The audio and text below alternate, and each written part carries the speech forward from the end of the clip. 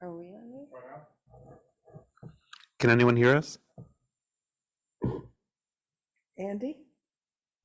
Nancy? Yeah, yes, I can hear you. Okay, I can hear you now. Thanks, Great. everyone. Thanks. All right. No, we have to thank Big. Yes, thank you. So Thanks, that brings Big.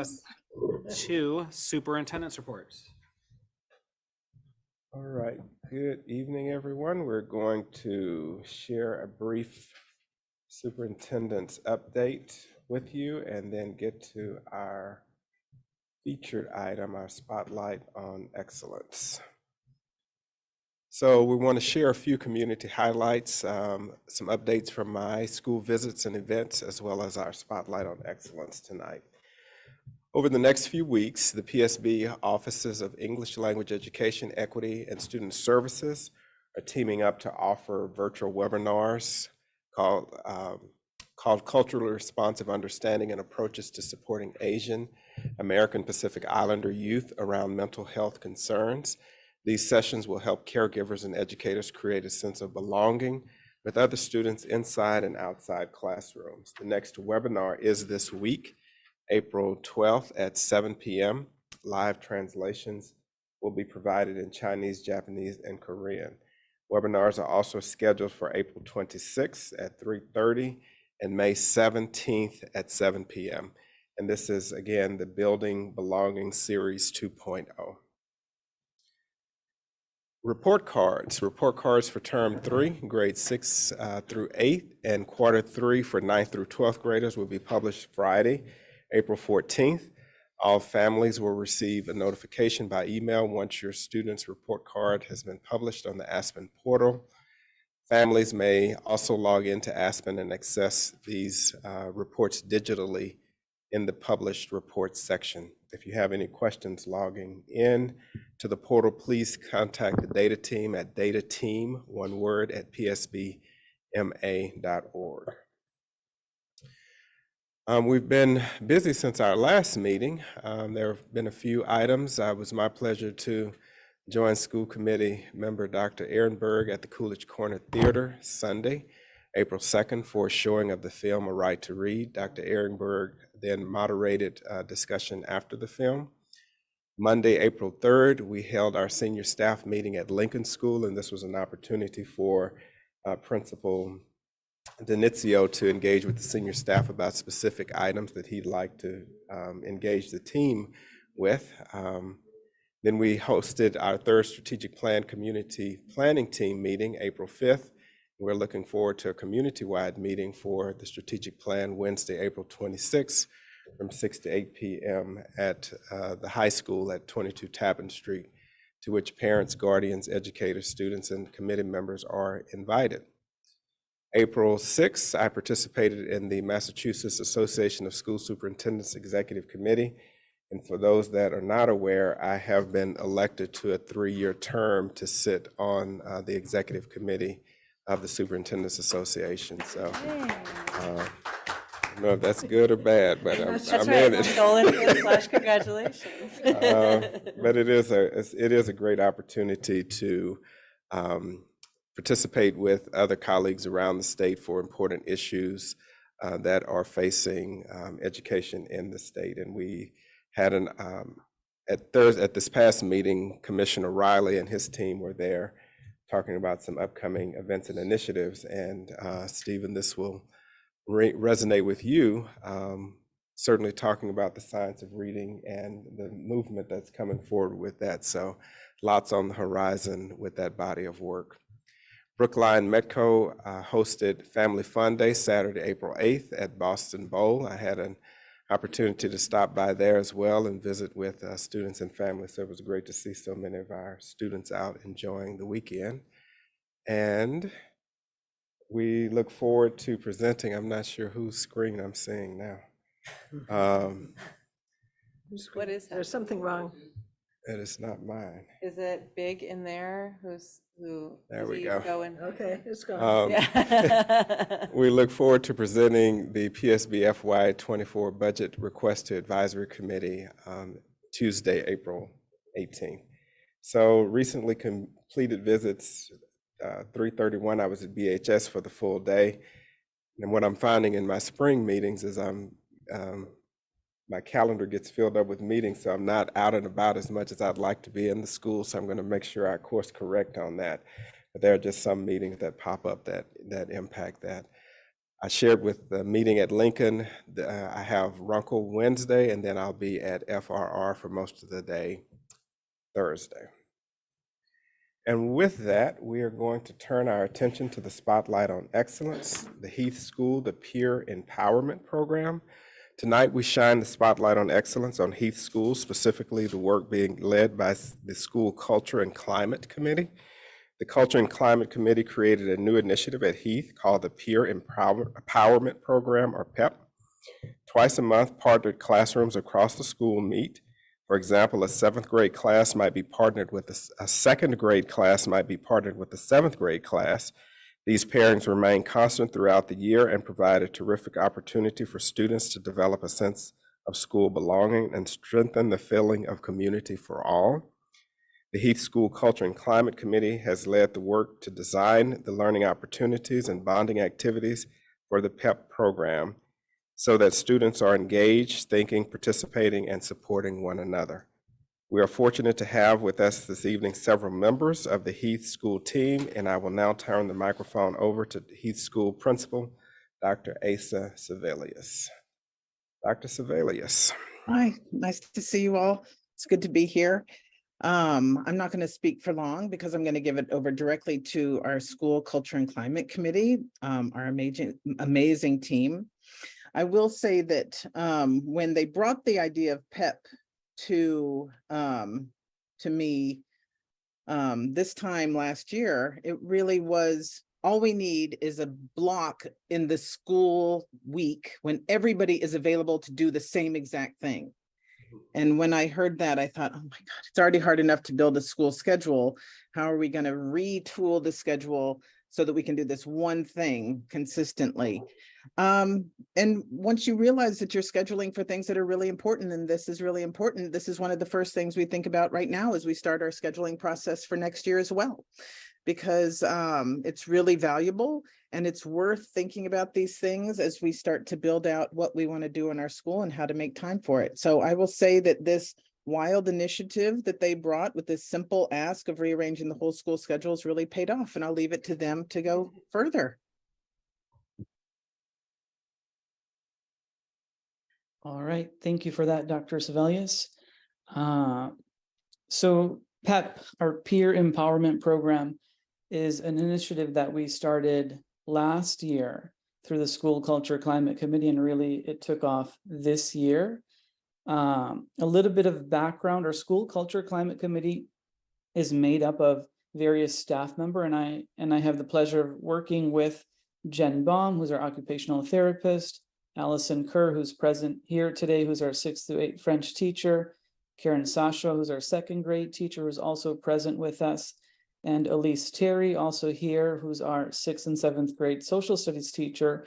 And then we also have Jen Watkins, our school psychologist, and myself. And really, it's this amazing crew of professionals that not only have great thoughts and think through our school culture and climate, but then we take action.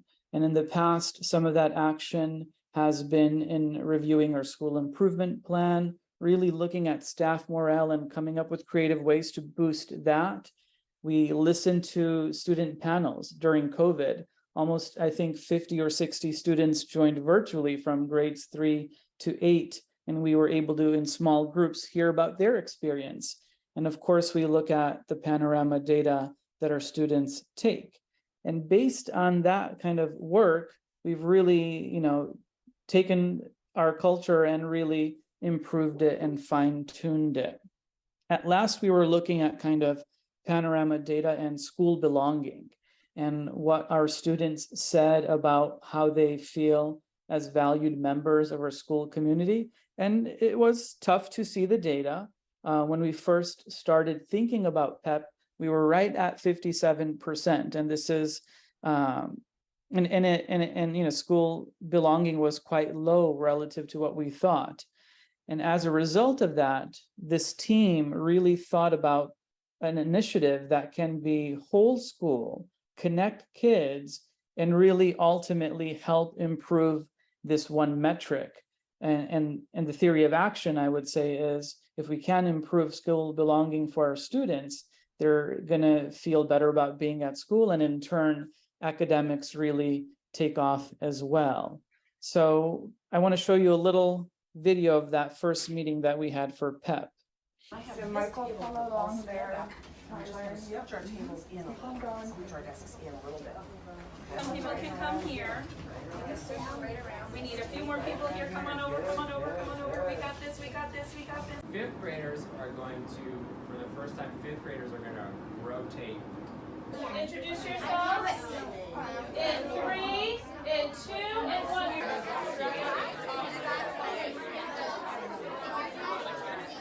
Be able to speak to animals or speak every language. Would you say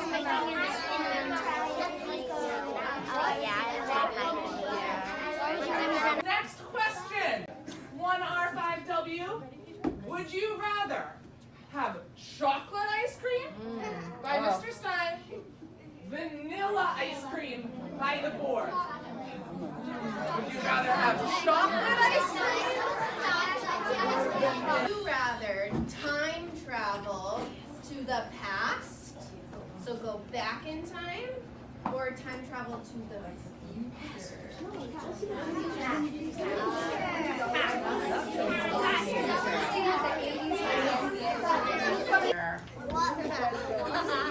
Picture for Mr. Patel. Second graders sitting this way. All right, on 3, say PEP. 3, 2, 1.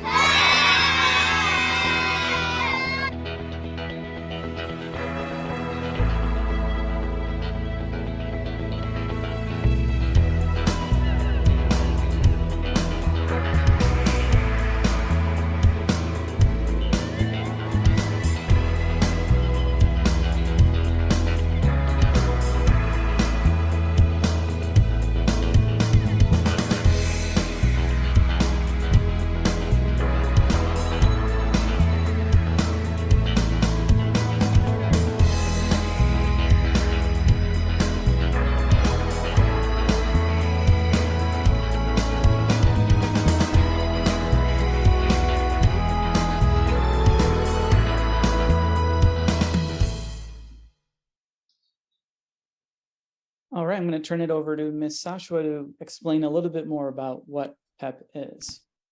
Yeah, thank you. I've seen that video before, but I have to say it just encapsulates what PEP is all about. It's about joy and it's about community. So as you may have heard, PEP's a student-led whole school effort for all of us to come together in community as buddy classes, and everyone's involved, paras, staff, admin, everyone's a part of this effort. Every classroom or homeroom is paired up with another classroom, and we meet bi-monthly. The older buddies read a pre-selected text to the younger buddies.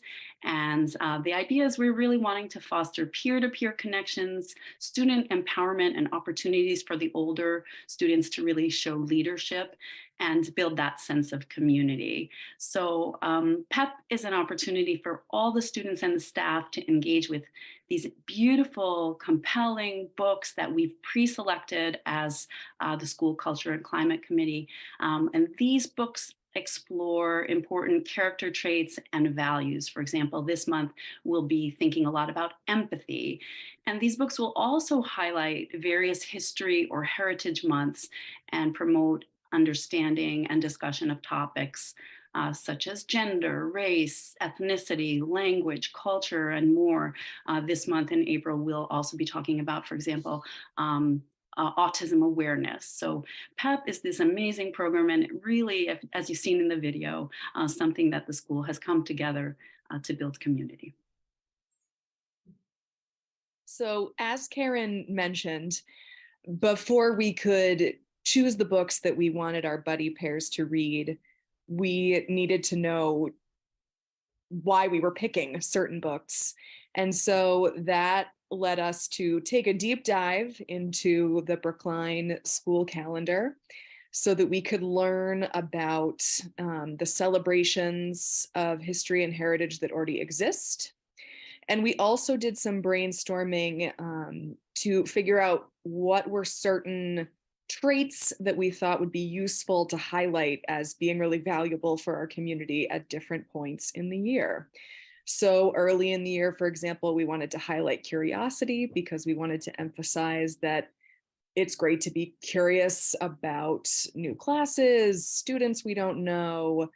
It's great to ask questions to build deeper understanding. And as Karen mentioned right now, one of our focuses is on empathy, because in April, we've just made it through March. Life is challenging, and sometimes we can forget to really think about how other people are feeling. So it's nice to go back to that for students and for staff as well. It's a bit like drinking out of a fire hose, I would say. So what we've learned is that there are so many things we could highlight each month that I think we will be continuing to refine our focus for years to come. It's certainly been a very rich experience so far. All right, so some logistics. We looked at pairing our students across the older and younger grades. So those younger students had an older role model and the older students had a younger buddy that they could take on a leadership role with. So every meeting, the same two classes get together. And not only do the same two classes get together, the same students within those classes get together. Occasionally, if there's an absence, students will merge the buddy pairings. But this lets them get to know each other really deeply over the course of the year. You'll notice that fourth grade is kind of on both sides, that we were curious about where fourth grade would go. And for this first year, we asked the fourth grade team to see if anyone wanted their class to take on the older buddy role. And the years that come, eventually students will graduate from the younger buddy to taking on the older buddy position, which I think as time goes on will become a really exciting transition for our students to go through. So that's the first slide about our logistics, and the next one are the dates. And so as Dr. Sebelius mentioned, we needed that one time when everyone was available, so we had all hands on deck and all students and teachers and parents and every adult in the building could all be together to experience this as a community. And so we decided that the best way to do it this first year, at least, is to have it be every other week. And we're collecting feedback from students and teachers about how they feel about that pace. This we felt would be good to have, consistent enough meetings that students are, seeing each other enough and building that relationship over the course of the year. There's about 2 meetings per month. So 20, I think we actually hit 21 for March, being 3 PEP meetings over the course of the year, and without taking too many Friday mornings. But these do happen Friday morning from 8:05 to 8:30. What happens during PEP? We read. Older students meet up with their younger buddies, and there is a setup, which Mr. Patel will show you in just a minute, that allows students to say hi to each other, chat a bit about what's going on for them and what they think about our trait or our celebration that we're highlighting. And then they get into the reading. There are questions for them to discuss. There are activities to do if they race through the book and still have some time. And we've started to expand some of the things that we do during our meetings. So I'm sure you're all aware that Heath is in the process of reconsidering our school name. So for one meeting recently, we read about voting with our buddies, but then we also did a vote so that students can practice voting and learn what it feels like when the choice that they wanted gets picked or doesn't get picked. And students were voting on what type of game or activity they wanted to do with their buddy classes next time. And so then, of course, our follow-up meeting was all about doing those games and having those fun activities. So the structure can look different depending on what we're working on, but our big focus is on letting buddies read together and chat together. And we really wanted this to be student driven, and the Culture Climate Committee was really intentional about that, so that each student could be empowered to learn about leadership and be a leader within that kind of buddy pairing. So typically on a PEP morning, the older student will get on their Chromebook, they'll go to the Heath school website, and then at that website, they'll get to the PEP website. Some of the lower grade classes also have this link to their Google Classroom. And then students really are on autopilot. It's quite amazing for anyone who's observing this to see that the students are really the leaders in this program. So they'll go to their calendar and they'll go to the month. April is going to be coming up soon, so we're uploading that just momentarily. But if I were to click March, you can see kind of what the students would see, important happenings this month, any school events that might be happening. And then for both meetings, there are either 2 books or 1 book. So if there's 1 book, all the younger buddies are seeing that 1 text. And sometimes there are 2 books, one geared towards younger age, K through 2, and the other one geared towards 3rd and 4th graders. So this month's book in April, it's empathy that we're emphasizing, it's Autism Awareness Month. So with those themes in line, the team creates a book lesson that guides the students to read. We also have a read aloud option that some students choose to use. The vast majority read to each other, but that's really helpful for a buddy that might benefit from an audio version of the text. And there it is, the audio version right there. And students are reading the text and then also engaging in different questions. So here's the first one. Who do you know that is like Norris? Which of these is Norris doing? And then the text continues, and then there might be different activities at the end that students can choose based on their reading. So here they have learn to draw a butterfly or empathy charades, some links to that work, and a different activity depending on the book and the age of the kids. So that's how the PEP website works in a nutshell.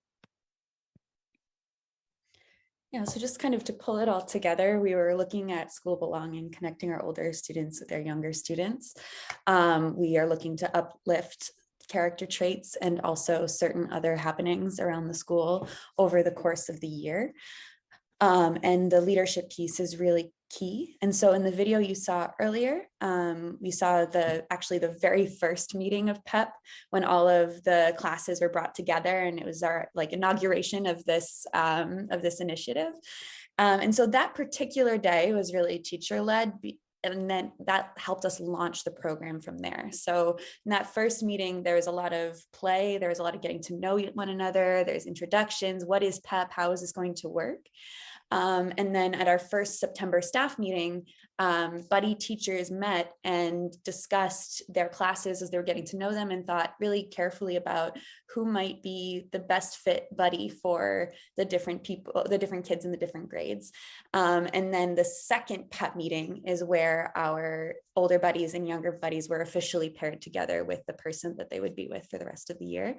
And from that point on, that leadership from the older students has been running without a hitch, and we've been really proud of our older students taking the lead with their younger buddies, and we're excited that the website that we built seems to be helping facilitate this rather seamlessly, so it's very well part of our routine at this point. So thank you.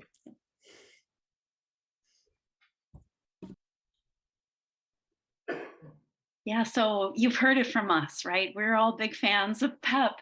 But we'd like you to hear some student perspectives. And I'll just tell you a short anecdote from my 2nd grade line as we were lining up to enter the building, enter the classroom on a Friday morning. And before I tell the whole story, you have to know something about 2nd graders and what they love for lunch. The vast majority of them love pizza. And I was walking up with my class and I hear the kids talking to each other and they're saying, yeah, I'm so excited. It's Friday. And it's Friday. And I'm so excited. it's not because it's pizza day at lunch. It's pep day. And the whole crew of them, they were just like raving about how they felt about PEP and participating in this program. So this video is just a sampling of some student perspectives on the program and what it means to them. And we hope you can hear it from the experts themselves, the leaders and the buddies. Enjoy.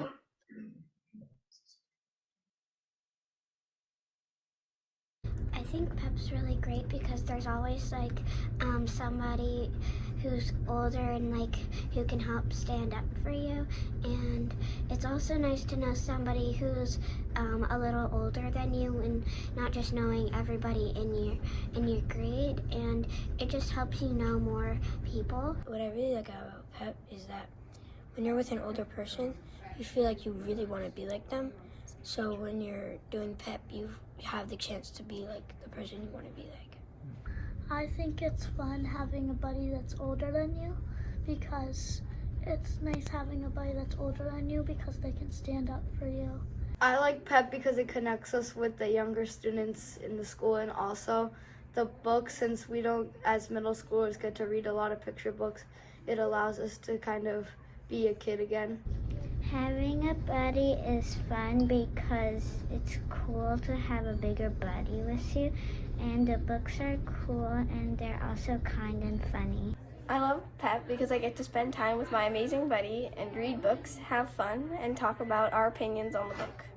We get to interact with all different kinds of people in different grades, and we get to see teachers who we've had before, and we get to interact with like not just one younger kid or older kid, but all different kinds of class, or all different kinds of people.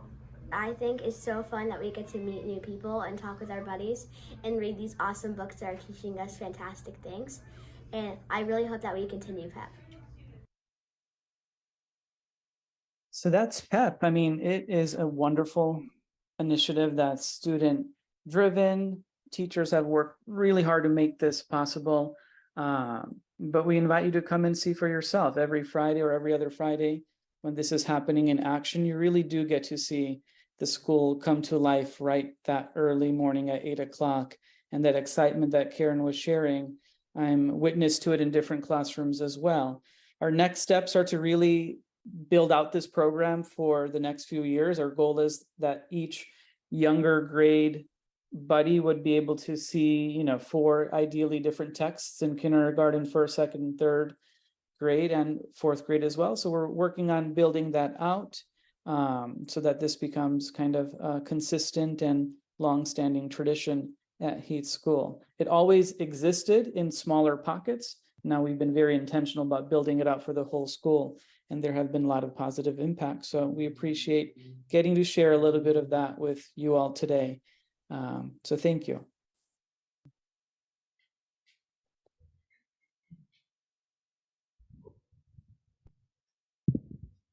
Stephen? Thanks. That was a wonderful presentation. My girls go to Lawrence and they really love having buddies.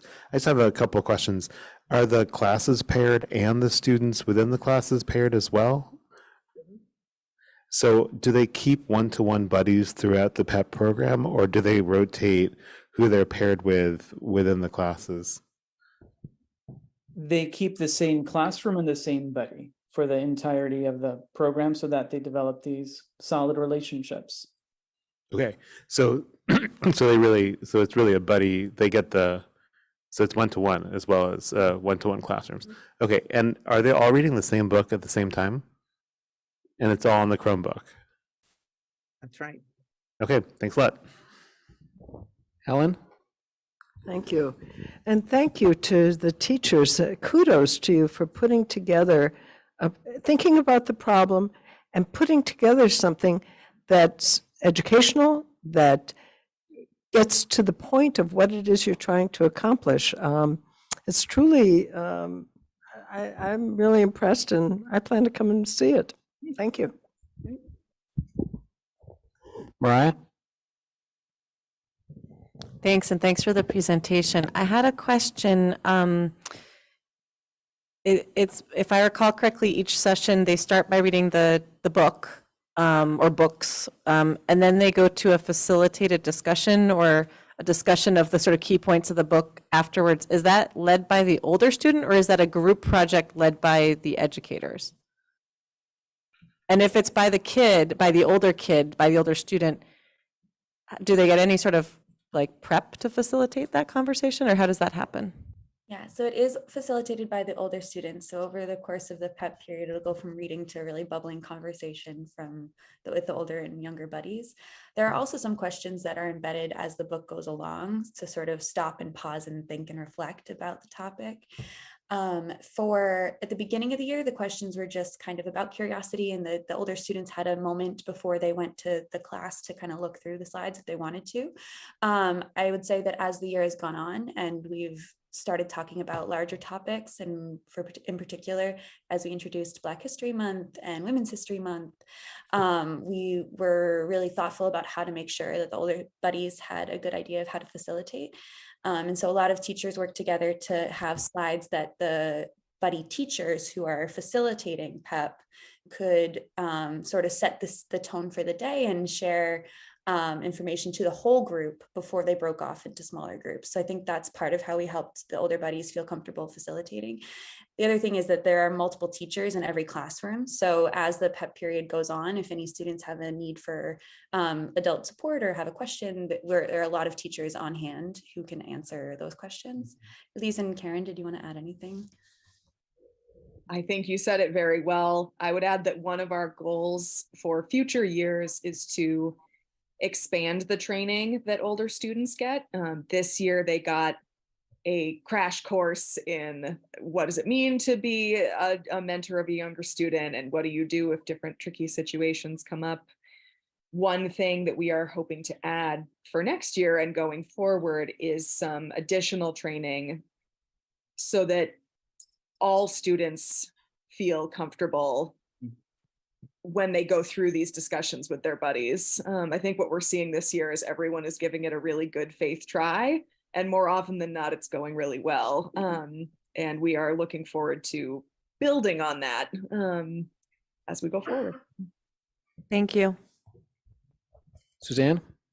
Yeah, thank you, David. Yeah, thank you so much for this. I think you could take this on the road and present it at like ASCD or, Association of Elementary Schools, Middle Schools. I think it would be great fun for you to do that, and I think you get great feedback.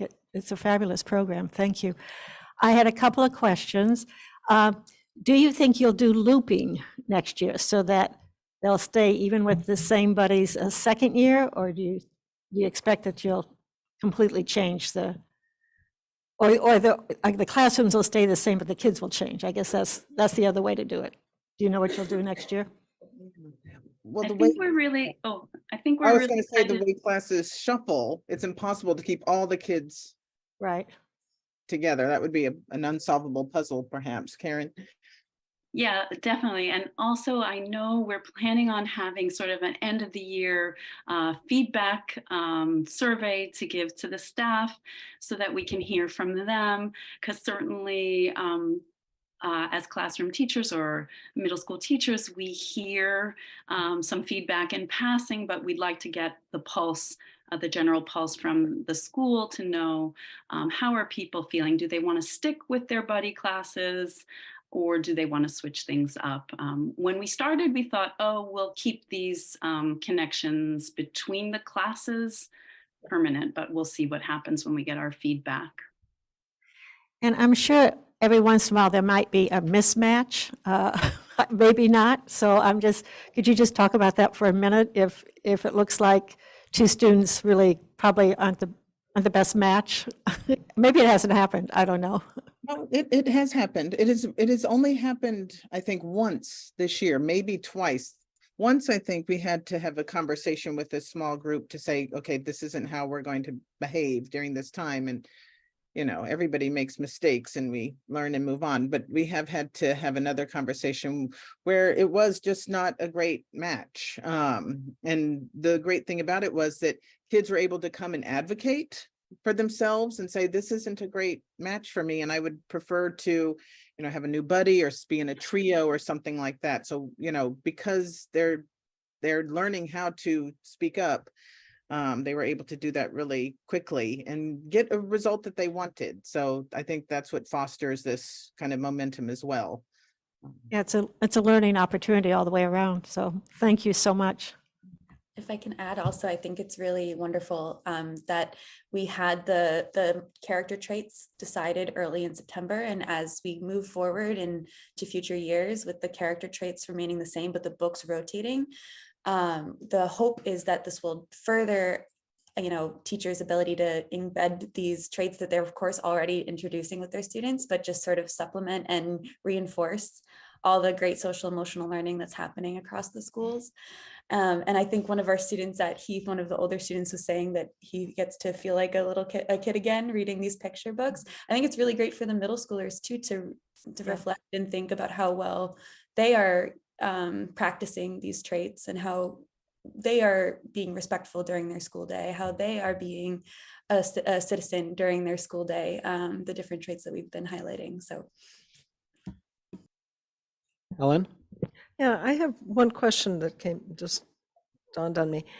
How have your colleagues, the other teachers, felt about this program? What has been their reaction?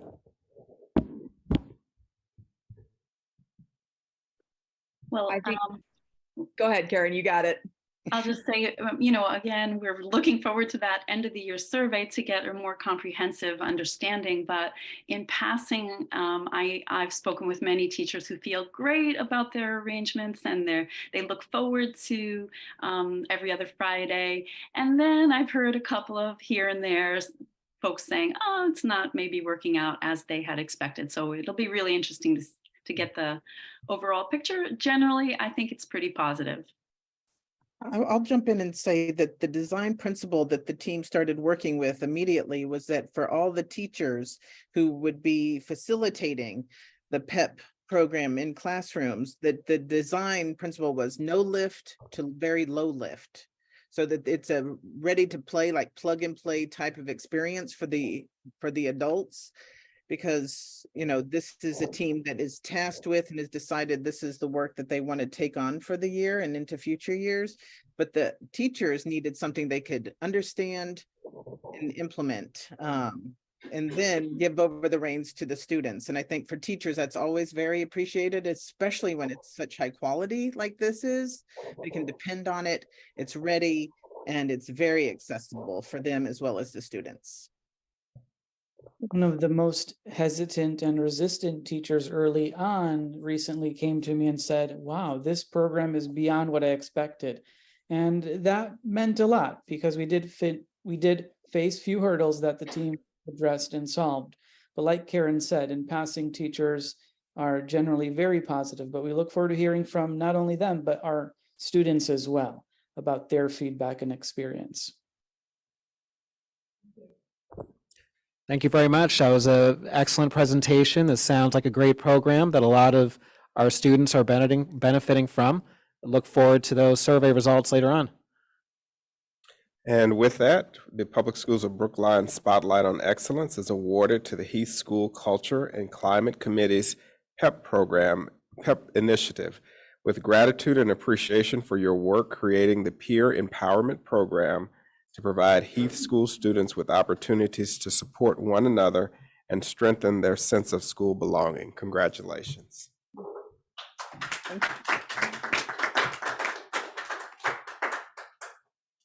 Thank you very much. Thank you for joining us. Now, while we're on the subject of excellence, Alice, are you there?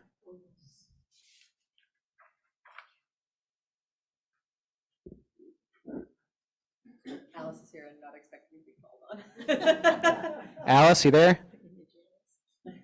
Poor Alice. All right, well, maybe we'll go to you later. So that brings us to public comment. And we are honored to be joined by Ron Wilkinson of the First Parish and Leslie Feldman-Rumpler of Temple Sinai.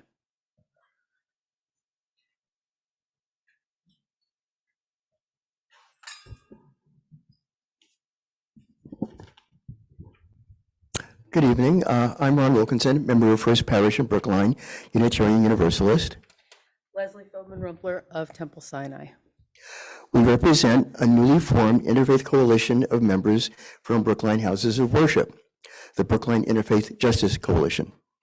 In our congregations, we are hearing about manifestations of racism and anti-Semitism in Brookline schools, and we are committed to seeing that they are strongly addressed in ways that recognize and act on their root causes.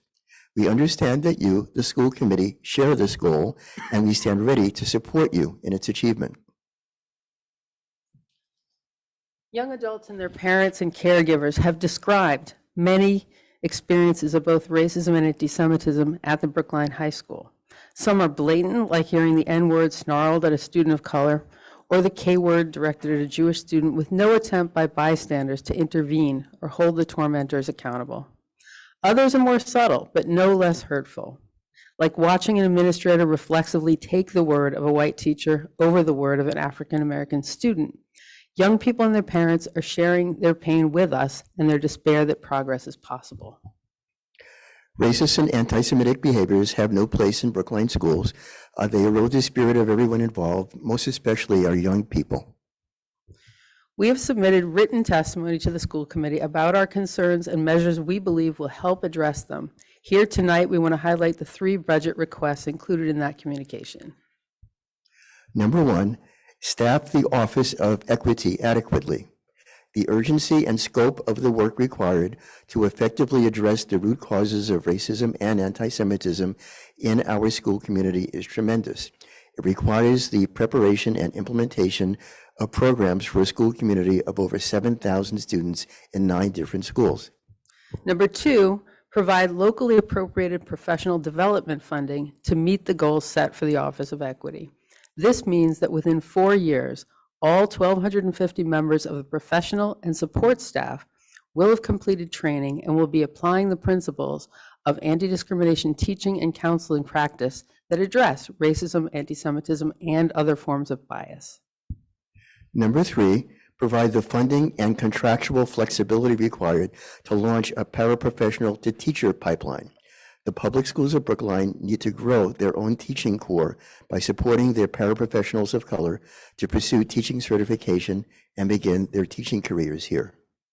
We believe that these budget recommendations hold much promise for addressing underlying causes of the racist and anti-Semitic behaviors that threaten to break the spirit of our students of color and staff of color.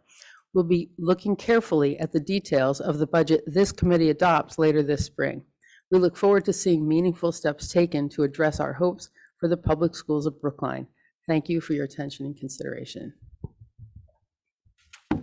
Thank you very much. Now, normally in public comment, we don't interact, it's more listening, but thank you for your important words and for presenting to us this evening. Thank you. Thank you. Next up, we will proceed to a public hearing on the 2023 annual town meeting warrant articles.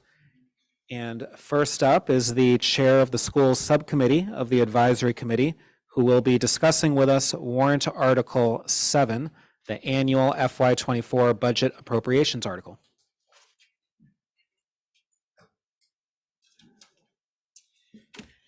Good evening, everybody. My name is Cliff Brown. I am on the advisory committee and I'm chair of the school subcommittee. I really want to use the time this evening to answer questions that you might have. I will tell you where the advisory committee is at currently as it relates to the budget generally, or more specifically as it relates to the school budget. As it relates to the school budget, the advisory committee has not yet taken up the school budget, either the base budget or the override request. So I can't really provide you any specific information on that at all. That hearing is scheduled for a week from tomorrow on the 18th. But I am happy as the discussion goes on to answer questions that you might have about the subcommittee and its deliberations, which I will just say that as it relates to the base budget, the subcommittee voted 5-0 to recommend to the advisory committee that approve the base budget. On the override request, that vote was 3 in favor and 2 opposed. Again, I can answer questions about that.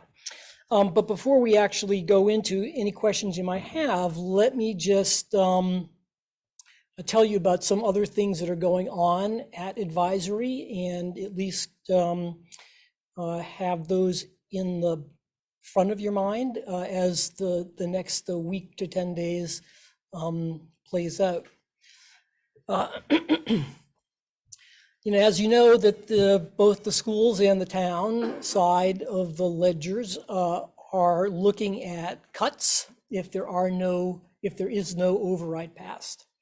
And the other subcommittees on advisory have been making motions, not everyone, but quite a few, have been making motions to increase the base budget of the town by certain amounts. And to a certain extent, adding back what would be added back to the budget if the override passes. But in the case where an override wouldn't pass, they're looking to add money to the town side. Now, the advisory committee has not yet gone through a process of trying to balance the budget. So as it stands right now, there are monies that are being looked at to be added to the base budget of the town without yet an identification of where they might come from. I do think personally that it's fair to expect that there will be at least some motions by some folks on advisory to, in a no override scenario, move money from the school side to the town side.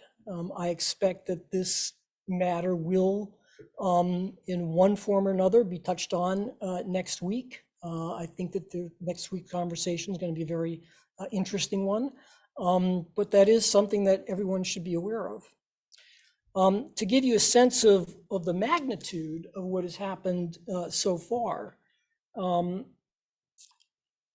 there has been about $800,000 of monies added to the town base budget so far. There's an expectation that when the planning department budget is reviewed, that the subcommittee may recommend some additional funds there.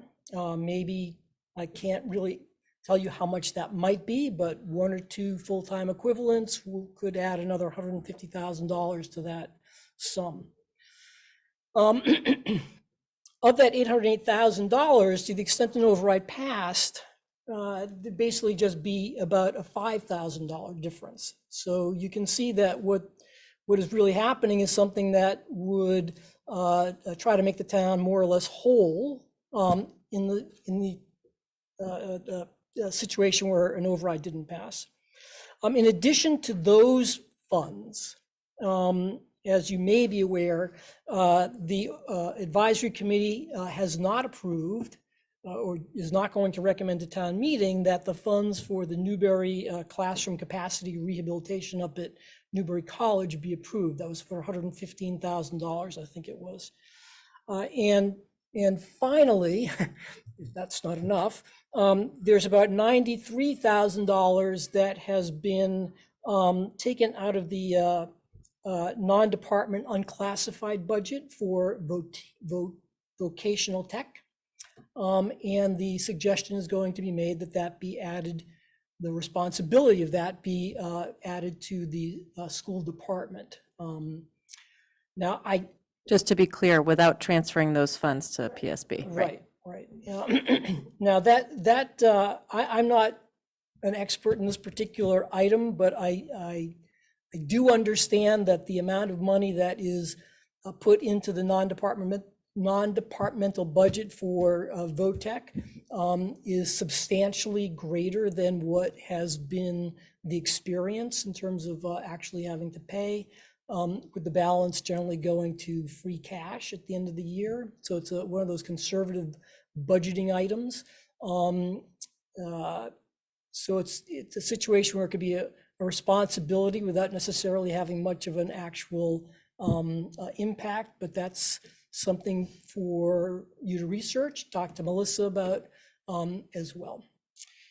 So that's kind of the overview as it stands right now. And again, I am more than happy to answer any questions I can, either about the subcommittee meetings and, the subcommittee recommendations, votes, or to the extent I can provide additional detail, which I may not be the best person to do about these particular suggestions that are going to be made. I'm happy to do that as well. And again, no one has come out and said, well, let's take it from the schools, but, well, maybe, maybe one or two people have, but certainly there's been. They absolutely have on record said that they're coming, they want to take it from the schools. All right. Maybe, but I certainly anticipate that being what people will ultimately look to. All right, thank you very much for those introductory remarks. So a question that I have, you referenced that money is being added back from the town administrator's recommendation to town side departments. Do you know approximately where that total currently stands?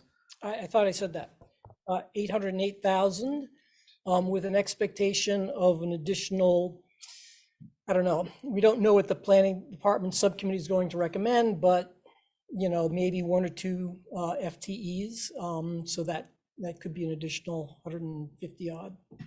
Thank you. You also mentioned that in the scenario that an override is not approved, that there would be a plan to shift some money from the schools over the town. What about if an override is approved? So if an override, so the money, the sums I just talked about are in a no override scenario. If the override passes as proposed, then the town side is just about $5,000 out of whack, if you will. So it's a much different number. Having said that, there's certainly, when you look at what the school's subcommittee voted for the override, it voted 3 in favor and 2 opposed. The 2 who were opposed were essentially saying, at least at the time, that the money that the schools were going to get, at least in the first year, should be reallocated somewhere. I don't know that thought was fully fleshed out by those individuals, but that's certainly something that they could bring up to full advisory next week. I actually don't know what they're going to say. All right, thank you. Helen? So I sat through that whole meeting, somewhat appalled. Lucky you. Yes, lucky me, at the fact that not only did they want to take it out of our budget, if it doesn't pass, but even if it passes and voters have been told the schools would get $3 million out of that over a number of years, that money should also go to the town, and they would vote to put it over. They would someone almost made the motion. I think they stopped short of it, but they almost made the motion to have the override monies. I said, but these are voters have voted where to put the money, and now you're going to say no? That seems like a bait and switch. It was a lovely meeting, and it worries me, to be honest. It worries me that the advisory committee feels so, I guess, empowered is the word, to, we as a town have worked together not to fight over money, but to really work things out between the town and the schools. And what I was hearing on the advisory committee was none of that. None of that, they've talked, they've tried to work this out. This is what makes sense. So Cliff, and I give you credit, Cliff was not there.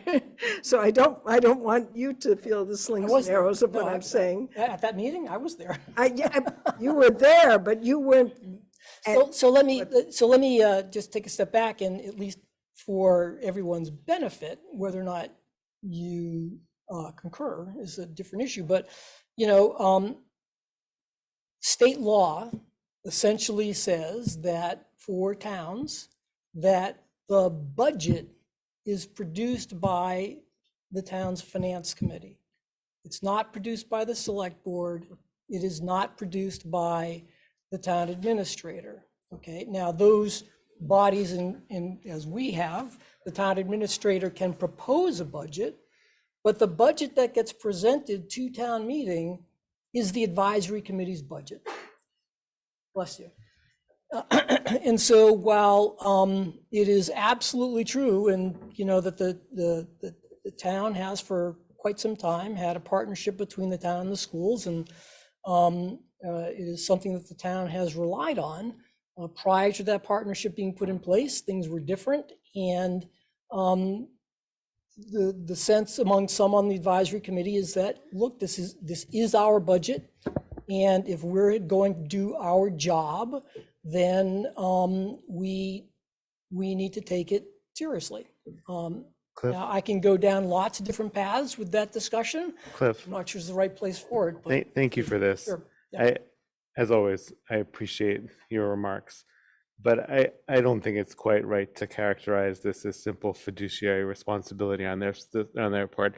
I think we all recall that this is the same advisory committee that voted overwhelmingly to support Lee Selwyn's amendment to support a consultancy to produce an alternative school committee budget, and they were willing to fund that consultancy, I believe, up to the tune of $250,000. So to characterize this advisory committee as motivated chiefly by fiduciary responsibility with matters relating to the school committee and its budget, I don't think quite tells the complete picture. I also want to say that this amendment was not supported by the town legislature.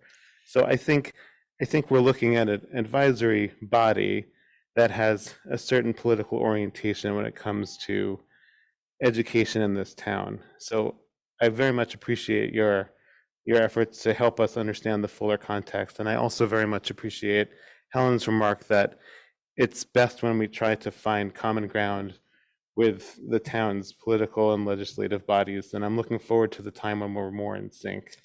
Yes. Thanks. So Steve, I appreciate the comments. I do feel, as an advisory committee member, who, by the way, did not vote in favor of Article 37, that I do need to just make a couple of clarifications. It wasn't an amendment. It was a citizen petitioned article, and it was not something that looked to take over the budget process. What it was a request to town meeting to authorize money to hire a consultant to do an efficiency study. And to the extent that anything came out of that, and I'm not saying anything would have, and I'm not sure Lee necessarily thought anything would have, it wasn't up to the advisory committee to determine what would happen with that. It was a request to have an independent party do some work to help people understand, because I do think, to be fair to my colleagues, that there is a level of misunderstanding, mistrust, but also misunderstanding and a sense of lack of transparency about certain things. And so to the extent that people are frustrated, and they have been for a number of years, trying to find ways to resolve that, because I can tell you on their behalf that they don't feel that they've been heard or listened to. I can understand where all that came from. Again, I did not support it. I think that things can be done collaboratively and better than they've been done before. And I say that to my advisory committee colleagues, and I probably would say that to folks around this table as well. We do have to do better. So, Mariah? Thank you. Thank you, Cliff, for coming tonight. And it's always a pleasure to work with you and to hear your thoughts. I always appreciate everything you have to say. Even if we don't agree, I appreciate it.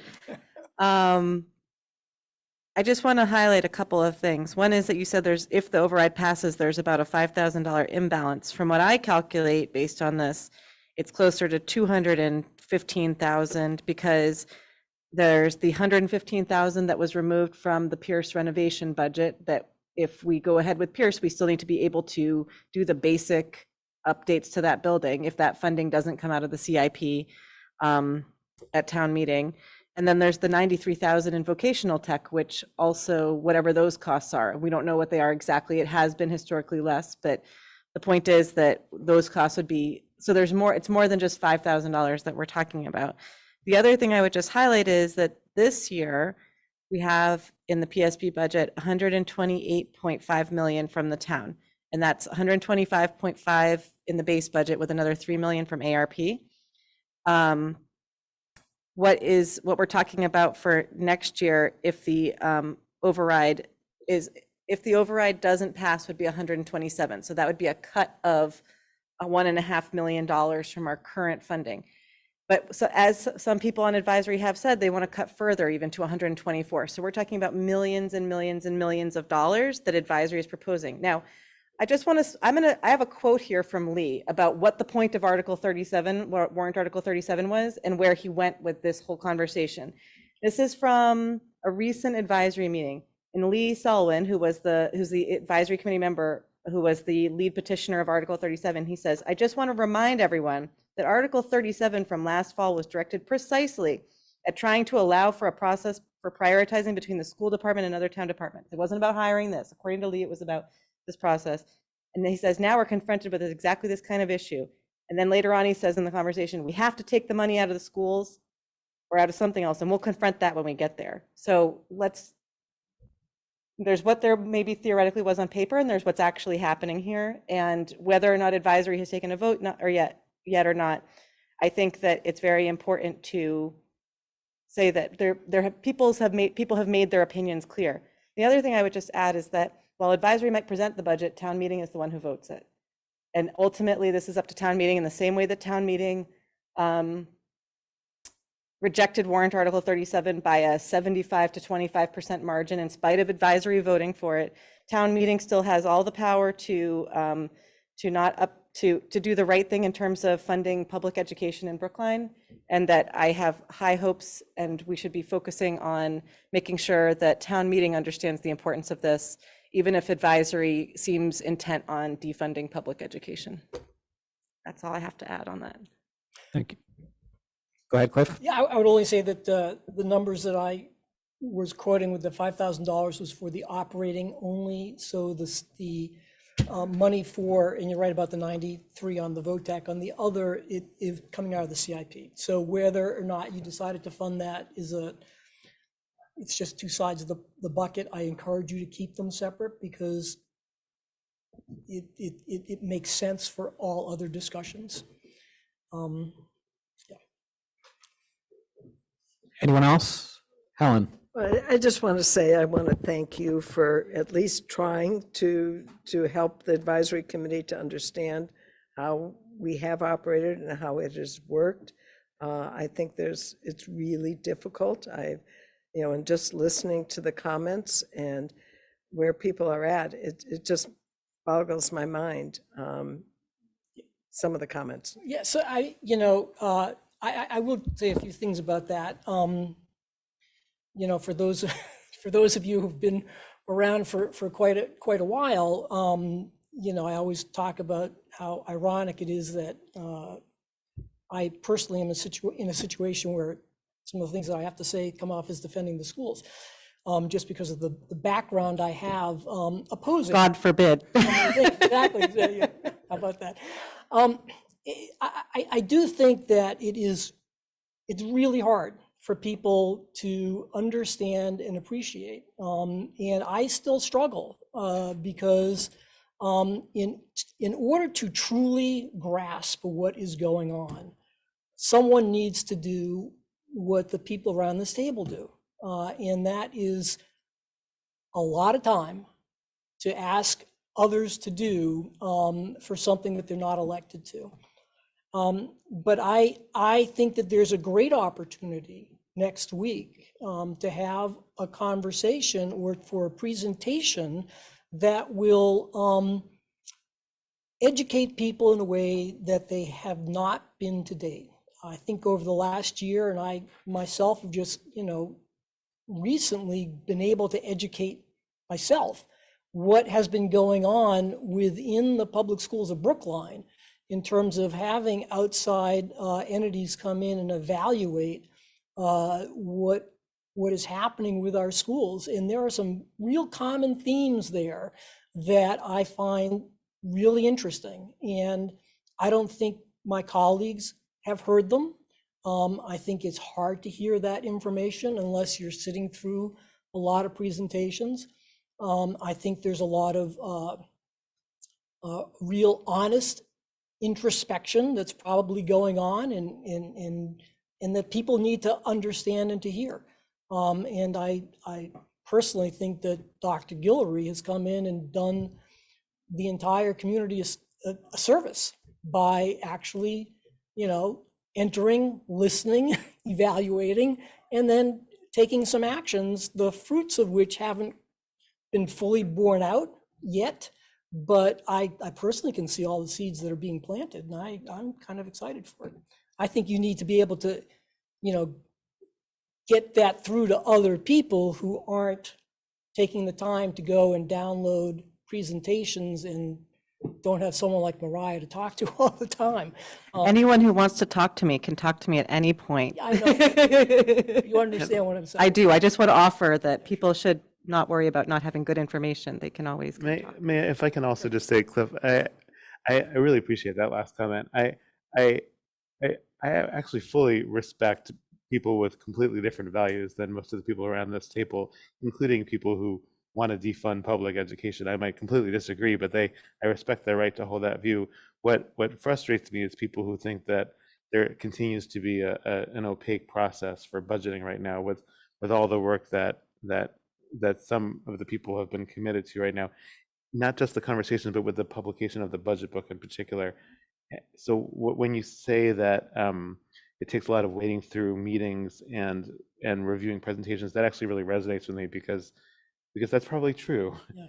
And so if you have recommendations for other communications or outreach strategies or other strategies to reset the culture, because I recognize that stuff accumulates over time. Sure. And it has been difficult in the past. Maybe not at this No, exact moment, but that's, I mean, if anyone is listening to this, including Lee Selwyn himself, for ways to shift the culture, because I really do think the practice of how PSB is budgeting right now is markedly different from when I started paying attention to this only 4 or 5 years ago. Look, the only thing I can say is to find ways for the two groups to work closely together or to be involved in conversations more closely. Most of the school subcommittee have been trying to go to the school finance committee presentations, which are great, but they're not as informative as they don't provide as much information as the subcommittee would get if they were going to the curriculum subcommittee meetings where some of these presentations have occurred. And on the other side, it would be really, I think, productive for people on advisory if the finance subcommittee members from the schools, and not just Mariah, and maybe some others as well, came to our meetings, which we've been trying to hold a lot more frequently this year, because without the give and take, without people actually getting to know the people on the other, who they're supposed to be working with, there's a gap there that, it just takes some time to, for people to understand and respect and be able to work together. And if no one's actually trying to do that, it's not going to happen. Suzanne? Yeah, thank you. Yeah, thank you, Cliff, for coming. I mean, you are the messenger. We appreciate that. So there was a talk a number of years ago, about having, town finance 101 meetings where we just explain just the basics to anybody who wanted to learn it. I mean, are you maybe suggesting we should be doing a school finance 101, at least for the advisory committee? Would that be helpful to them? I'm going to say maybe a yes and no to that. Okay. I think yes, to the extent there are different rules. I think that's always helpful. And, Mary Ellen did something a few years ago, which was useful. I think it's, when you listen to some of the comments that were made, that have been made by other members of advisory in the school subcommittee, they're pointing out important issues. What I don't think they're necessarily understanding or grasping is what it is that the schools are observing themselves, what they've been trying to do and what they may be trying to do going forward, and how they're identifying, yeah, you can point out these issues, but what are the solutions? And, again, it strikes me that there's work going on that is not, a finance 101 is not going to get you there in terms of understanding what's going on and how some of these what seem to be intractable issues may need to be looked at somewhat differently than have been looked at before. It gets back to that introspection. It does strike me, though, that certainly on the school subcommittee of the advisory committee, that there has been turnover, a fair amount of turnover. And so each time that happens, as happens on any committee, you have to get the new people up to speed. That's absolutely true. And you've been there for quite a while. You're getting it, but your colleagues haven't had that opportunity, just haven't spent the time. No, they haven't, but they're also, being the chair is different. It is. Being on the town school partnership is different. Mariah and I have spoken a lot over the last several years. And people who are not in that same position will have difficulty finding those opportunities unless they're actively seeking them out. So again, trying to find ways for people to get together, I think is really helpful. And instead of a finance 101, I think it could be helpful, certainly for the subcommittee at some point, to be having more detail about what is actually going on with some of these initiatives. And my colleagues talk about how we meet with each department head and they are intimately knowledgeable of what's going on with the departments. They meet with the schools, and yes, they meet with the department head, but it's like meeting with the town administrator. What my colleagues don't do, and even my subcommittee does not do, we don't have a chance to sit down with each principal.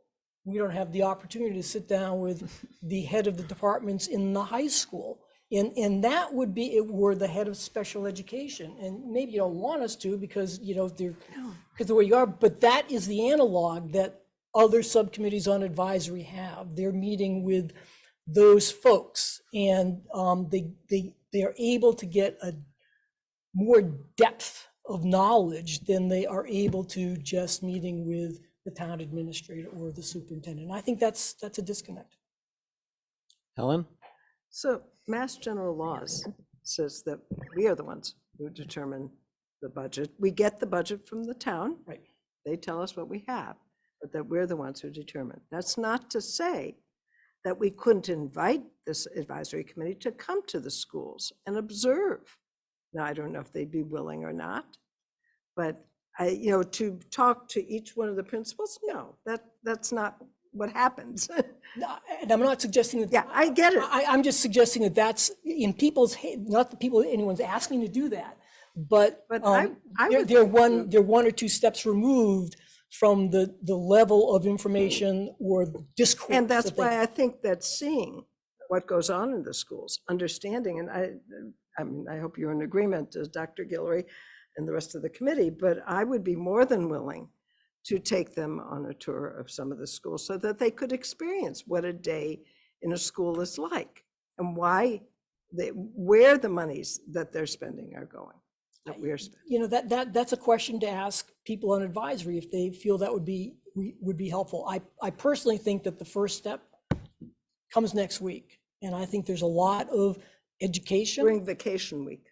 I know you. No. I'm not talking about in the schools. I'm talking about No, but your meeting is during vacation. I know that. Schools. I know that. We understood that when we set it up. We didn't have a choice of dates. We were given a date.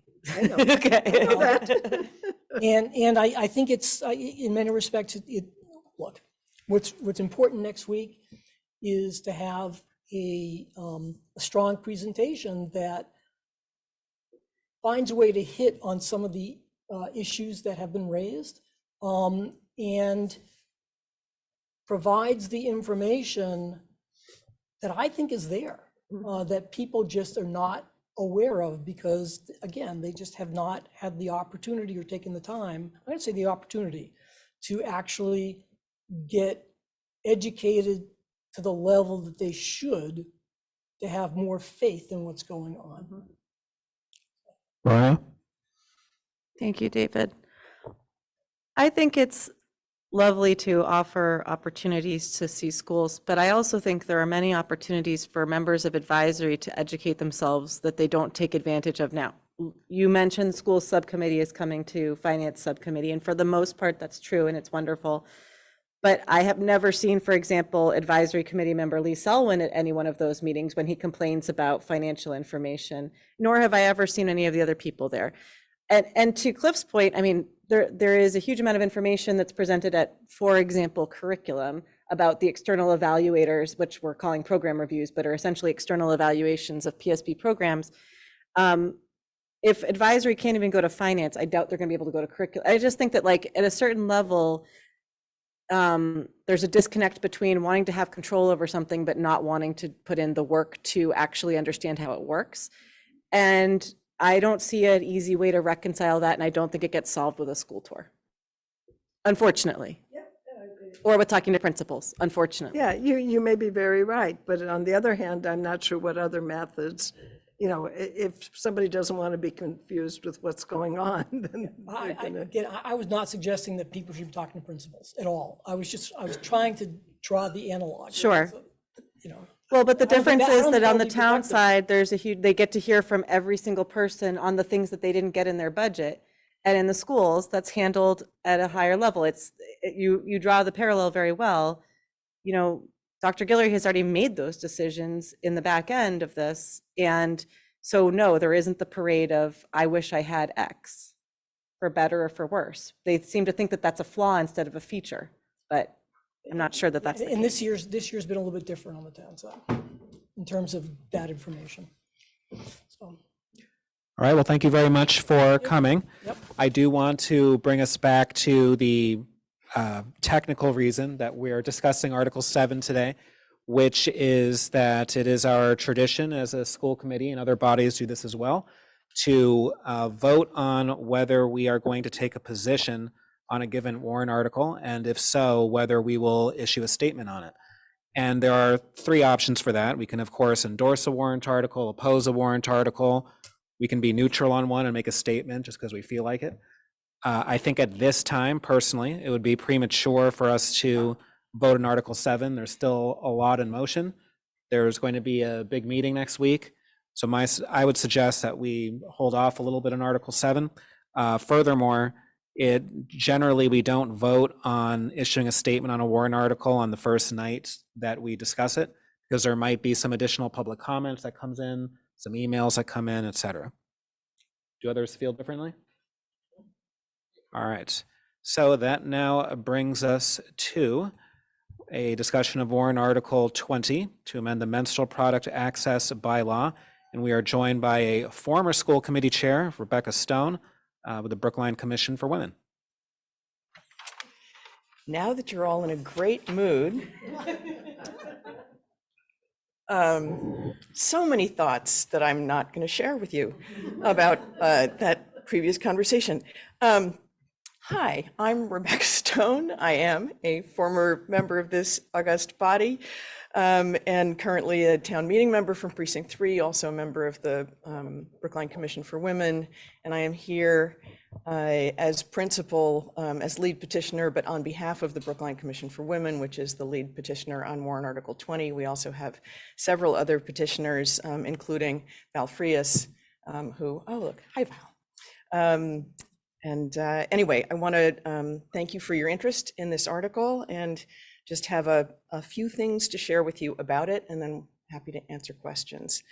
As you all know, the Dobbs decision this past summer precipitated dramatic restrictions on reproductive and gender-related healthcare around the country, an effort that was unfortunately just the beginning of a new broadside against women's health and LGBTQ bodily autonomy, and privacy. New and so-called trigger laws in 26 states mean that as many as 33 million persons capable of being pregnant do not or will not have access to safe abortion services.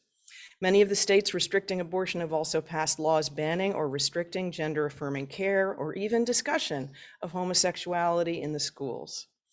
Florida's governor has now spearheaded legislative restrictions on discussing menstruation in school before 6th grade, after many female-bodied students will have already experienced this normal part of their development. And of course, we have this weekend's ruling from Texas Judge Kaczmarek that, if allowed to stand, could interrupt nationwide, including in Massachusetts, the use of mifepristone for medication abortion that has been used safely and effectively by millions of people over decades. Sowing confusion and fear is the whole point of these laws. Doctors, hospitals, and pharmacies such as Walgreens, even in states where abortion remains legal in some instances, have already begun restricting access to care out of a fear of legal or other reprisals. Confusion and fear means that pregnant individuals, especially the young, may not feel safe seeking timely, informed advice about pregnancy, advice and care that is essential to any decision they make, whether it is to safely end the pregnancy or safely continue it for a healthy birth.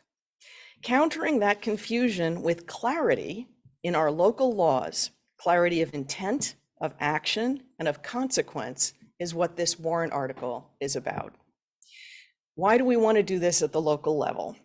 Even though in Massachusetts, we have some of the strongest reproductive health access laws in the nation, vigorous enforcement of state laws relies on informed cooperation at the municipal level. And during this time of increasing confusion around these laws, we as petitioners believe the town has a special responsibility to make clear and unambiguous its commitment to enforce at the local level the Roe and expanded protections beyond Roe acts. This new bylaw is how Brookline can make that clear and unambiguous commitment. In case you missed it, making that kind of clear statement is also what Governor Healy did today. She announced that the Commonwealth has purchased 15,000 doses of mifepristone to create a state stockpile. She's issued an executive order saying that the provider protection law passed last July will be interpreted to protect pharmacists and providers who continue to prescribe and dispense mifepristone. This article promises that Brookline will hold its employees to that same standard to protect patients and providers who may face legal action from outside of Massachusetts. For the medical professionals who have joined us as co-petitioners on this article, it's important that the bylaw also outlines consequences for non-compliance. In this way, it is far stronger than a non-binding resolution could ever be. So why is it important for the school committee to consider the article? First, it would send a very strong affirmation of your commitment to the health and safety of thousands of students, teachers, and staff in the public schools. And while we would, of course, be grateful for the endorsement from the school committee at town meeting cannot impose this proposed bylaw on the school district. So an even more important question before you is whether the committee will make its own clear statement by adopting the language for the public schools of Brookline, including the menstrual product access law, which is being incorporated into the bylaw, which I believe was never formally voted by the school committee when it was introduced and passed by town meeting in 2019. We can talk about that. Right. There was no policy adoption. There was simply a conversation about supporting it. That's, I believe. We did implement. Yes. We made, okay. So if I can talk about what the motion I'm suggesting to you is a motion not just to endorse favorable action by town meeting. It would be something along the lines of the school committee and move that the school committee endorses favorable action by town meeting on warrant Article 20 and adopts in full its language and obligations for the public schools of Brookline. That would be a really, really clear statement that the public schools would consider it the law, the policy in the public schools as well, which it can't be if it's a town-side bylaw. Thanks again for this hearing. Look forward to conversation, any questions, and hope we have your support. Very much. Any questions? Is this the whole warrant article, or is there bits missing of it? Yeah. Because the menstrual hygiene part is not included. It's the first section of the bylaw refers to the menstrual product. So like eight, I'm gonna skip the middle, 8XX1 is intended purpose. I'm not actually looking at it. Okay. If somebody has a copy they want to share with me. Menstrual hygiene product access portion, but there's no sub-content in those sections. That's because that's already passed by law, so we didn't repeat it. We simply put the sections, and the substance of those sections would stay. That bylaw is already, that's why 8.39 menstrual hygiene product access bylaw is crossed out, because it would be subsumed under a newly named bylaw. So 8.39 would be left blank in the future, and this would fill in where that's at 8 point something. The reproductive and gender health access and equity would take the place of 8.39, although the numbers, the reason we use XX is because the numbering would undoubtedly be changed. I'm sorry, I'm a little confused about what's current policy in the schools. I remember there was a student who made a presentation to the school committee when I first started about establishing feminine hygiene products in the bathrooms of her K-8 school. And there was some confusion afterwards on the school committee about, after we heard the presentation, about why that had been necessary, because we thought we had passed policy. Helen, do you recall this, or Suzanne, you're nodding? So I'm confused about the current state of what is current. Do you know? I think I can answer that. Go ahead. So when town meeting passed the bylaw, we came before the school committee, and there was a commitment from the superintendent and acquiescence from the school committee to implement this at the high school as a matter of course. And that was the conversation and the commitment that was made. As somebody said, there was no policy adopted, there was nothing put into the policy manual, but it was a commitment, again, that stated that it was going to happen, and it was also anticipating the renovation of the high school, which seemed to be a good opportunity to mix the core, the payment for just the dispensers, which was the principal cost, to mix that into the high school renovation. That was supposed to happen. We have come back since then to say, how's it going, and was that done? I don't know to what extent the full implementation was done throughout the high school, because we've never had a clear explanation of whether or not all of the bathrooms were covered.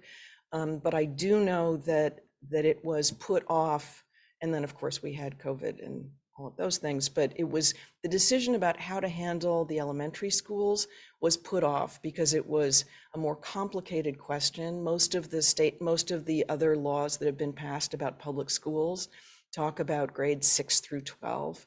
And because our elementary schools are K-8 or pre-K-8, there was some, what the school committee said at the time was, we need to have a conversation about how we would do this. And I just don't believe that conversation has ever happened. I don't know if you can see my hand, David, but I can speak to this a little bit. Go ahead, Valerie. Sure. So it is fully implemented at the high school, and there is ongoing work at the K-8s. So I check in about quarterly with our director of facilities, and all of the middle school bathrooms theoretically should have menstrual products available. So that includes girls' bathrooms, boys' bathrooms, and all gender bathrooms in the middle school wings of the K-8s. There have been some issues with some of the K-8s and products going missing and dispensers being working or not working at particular times. But generally speaking, the middle school corridors of the K-8s are complying with the bylaw. It's accurate, there's not a policy, but the K-8s are now working in the spirit of the bylaw. It's very good to hear. Thank you for that update, Valerie. Mariah? My question is, can you give some examples other than the mental products of where PSB and this bylaw would intersect? Because PSB, for example, providers aren't offering pregnancy termination services. No, and nor is anybody in the town of Brookline. Our public health department doesn't do that kind of work. What the bylaw is talking about is making sure that employees of the town of Brookline are not cooperating in any way with efforts to reach out to a patient or provider who may have, I mean, you get into difficult into different circumstances. If we have students who are here for a year, who reside in a state where abortion is now illegal, and they access and they have a procedure here in Massachusetts where it is legal, and there is some sort of legal action taken by the state in which they reside full-time to prosecute them for that, or to prosecute the provider who delivered those services. There could be a way. So what we're saying is that nobody in Brookline will participate in serving in advancing that legal action in any way, shape, or form. We will not serve papers. We will not make information available in support of that legal action. And so it is possible that there would be a student or a staff member. It is possible that someone would reach out to a school nurse to try to get information about someone in the public schools, about a student in the public schools, or about the relative of a student in the public schools. This actually came up when we were at the advisory committee for public health. They asked about school nurses, whether or not school nurses would be subject to the bylaw about not participating in any way in advancing a legal action that came from out of state. And I said, I don't know, that would be up to the school committee, because school nurses are not employees of the town of Brookline, strictly speaking. And this would be true, sorry, just a second, but not just nurses, but anyone, so.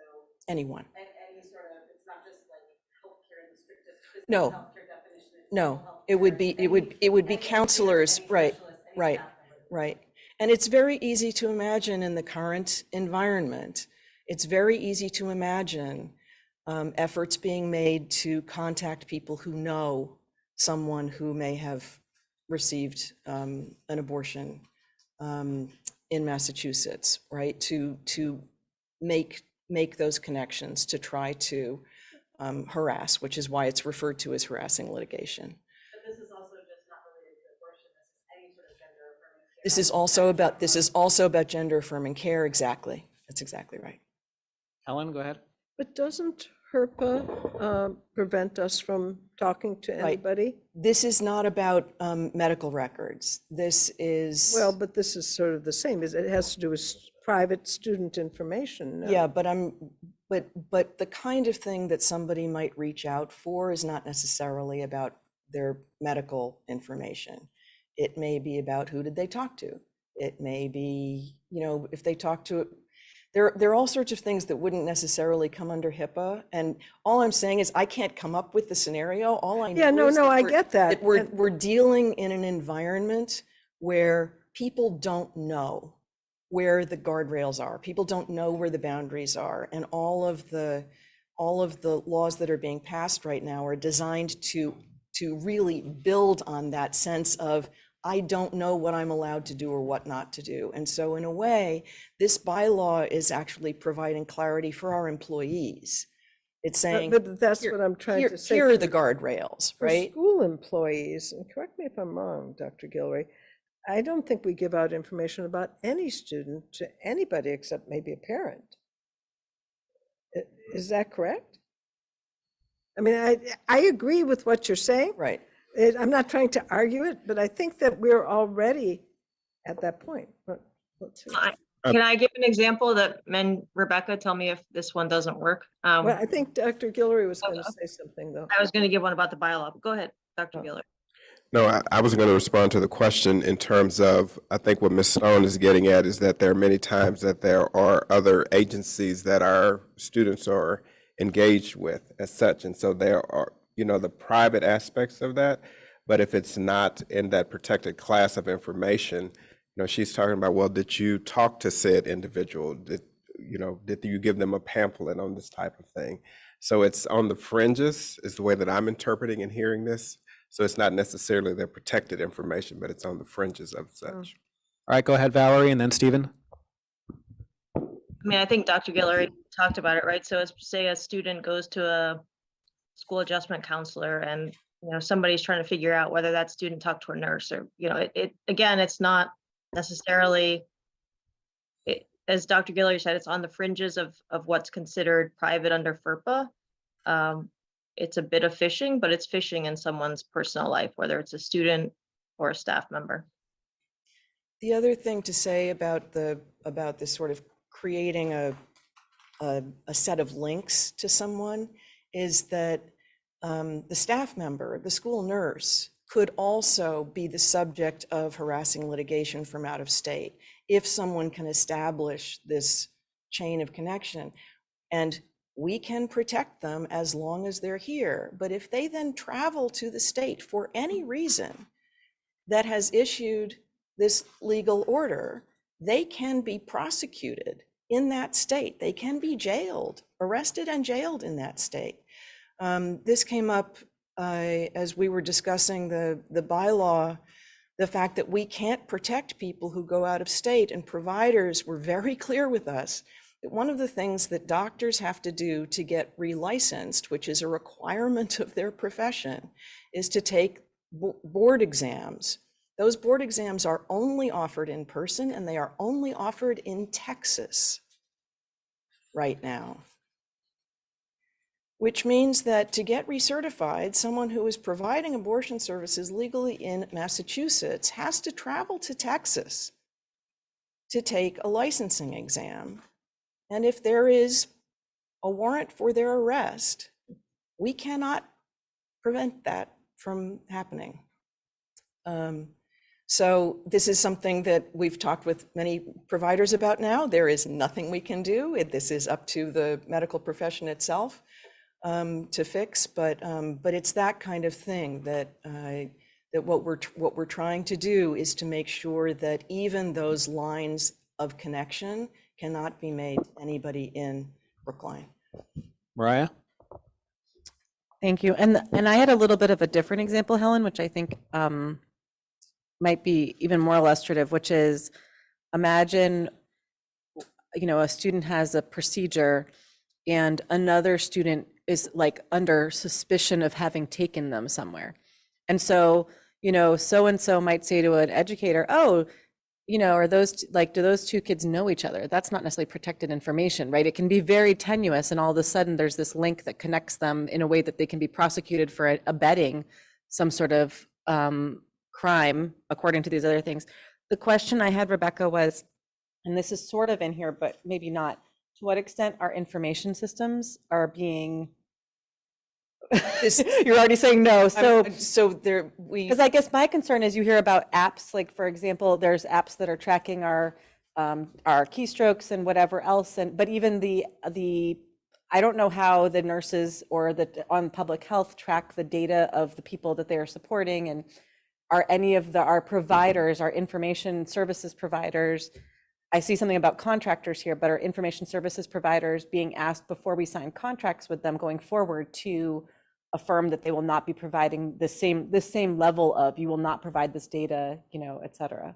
Is that something we can do? No, this seems like this another bylaw does not get specific about providing information that would otherwise be legally provided. So we simply didn't get into that because that's probably beyond the scope of what we're. So we can't tell our vendors that they can't provide our data to third parties? We to the extent that we have control over that information, but that's separate from this. The flow of information, what we can tell our vendors and agents is that they cannot facilitate the serving of any kind of legal action or the advancement of any kind of legal action that's coming from out of And state. does this say that already? Yes. Okay. All right, well, thank you very much for presenting this very important warrant article, and we will certainly be discussing it further and waiting to see whether we receive further public comment about it. Great. We will very likely be voting on this at our next meeting. Okay. Thank Thank you you. very much. Really appreciate it. And good luck with the subject of the former conversation. We'll need your help at town meeting. All right, so some other warrant articles that we can consider preliminarily today would be Article 15, which is to amend Article 5.9 of the town's general bylaws to clarify and update votes previously taken regarding the stretch code and specialized energy code and add fossil fuel-free restrictions in accordance with the Massachusetts DOER. So the issue there is that may very well affect our school buildings. Unfortunately, the planning department, planning community development, was not available to present this tonight. So perhaps they'll be able to come to our next meeting or provide some written instruction. Then there's Article 19 to create a Brookline Black and Brown Commission. The lead petitioner for that warrant article, Denis Ijanusi, we haven't heard back from that petitioner yet. Then there is, and that's it actually.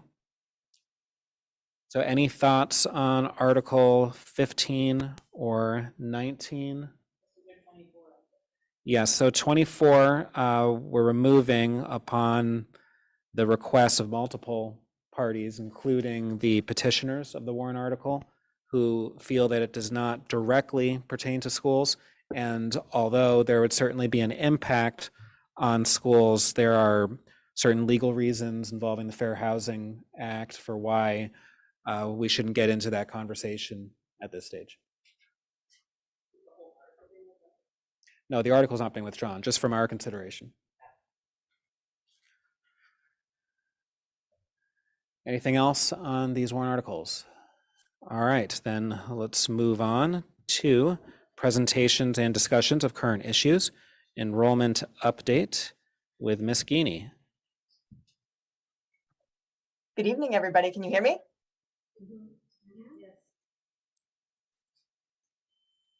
Okay. So going to share my screen.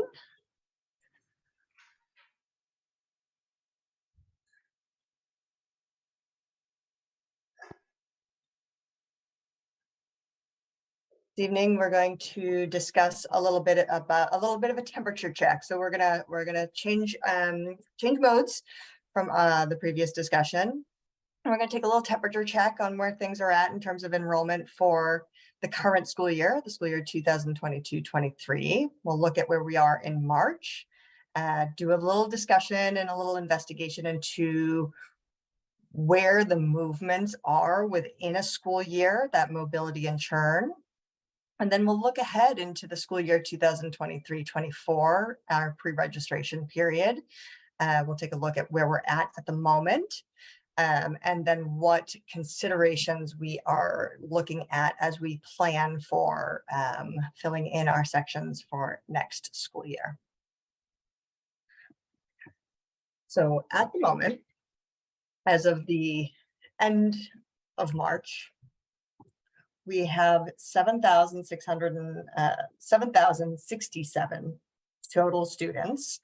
Our K-8 is now at 4,697 students. You can see there is a breakdown by school also for your reference. And our BHS population is at 2,081.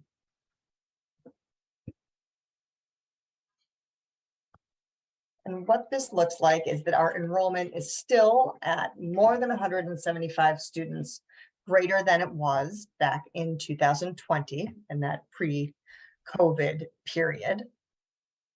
And if we're looking from our October all the way up to April, you'll notice that we grow from October to January. From January to February, we actually continue to grow a bit. And then we start to decline in March and April. And part of this goes to our seasonality of enrollment here in Brookline. I think this is probably true many, many places, but Brookline has very strong seasons of enrollment. So from July through October, we have a very high churn rate. We're bringing in many, many students to begin the school year. And we are resettling students who have departed, who will not return back to us. Between October and December, things tend to be fairly stable, much more settled. We continue to enroll students. Some students leave, but not in high volume. And then between January and April, there is again a noticeable churn. The overall number typically stays fairly stable, right? This is, 20 students, 30 students overall across a more than 7,000 student district, is distributed quite evenly. That overall number remains fairly stable, but it does start to fall as we go through the spring. And there's quite a lot of individual student movement that goes into that. And we're going to evaluate that a little bit more in detail in a moment. And then again, when we get to May and June, things do become quite a bit more settled for us. So this enrollment churn is something I really wanted to demonstrate for the committee a bit. So where are we now versus where we are in October in a given school year? So I've got Megan, can you hang on 1 second? There's a thing on, oh, now it disappeared. Never mind. Okay, keep going. All good. So there's two charts that you'll see presented here. On the left is just like a little demonstration of the overall October 1 enrollment numbers. So you can see that 18-19 school year, 19-20 school year, and then that big drop following the COVID-19 pandemic and the public school enrollment crisis, if you will, that we all experienced nationally and internationally. And then again, that climb back up beginning in 2021 and where we are in 2022-23. So that's that left one. And that's there for your reference because of course, every school year is not apples to apples. The environment that we find ourselves in a given year is going to change based on the environmental considerations of what that school year is looking like, what's going on in the world, and so forth. So what we're looking at in this larger chart in the middle is how much we gained or lost in our total number of students, sort of that snapshot number, from our October 1 reported enrollment to the April of that same school year. So that trend that we were just looking at on the last slide, we'll just go back, sort of that October to April, that little transition there, that's what we're looking at here. What is the 1-to-1 in that given school year? So you can see that some years we lose students overall. Last year was a very big recovery period, so that churn was extremely high. Actually, we continue to enroll students very continuously through the spring and ended up with 174 more than we started with, which is a pretty significant differential. And then this year we didn't lose, but we stayed stable at just over 4 additional students from the last time. Our screen's getting blocked again. Thank you. Sorry, it's not you, Megan. I think it's the local screen. No worries. If you're ready, I'm happy to proceed to the Megan, next. can I just ask a question? So if I understand right, do you mind going back to the previous slide? Yes, I just want to make sure I'm interpreting this right. So if I look at October 22 versus, which is 7,060 versus April 2023 says 7,067. But if you go to the next slide, so that's a 7 student difference, but the next one says 4. You're so good, Mariah.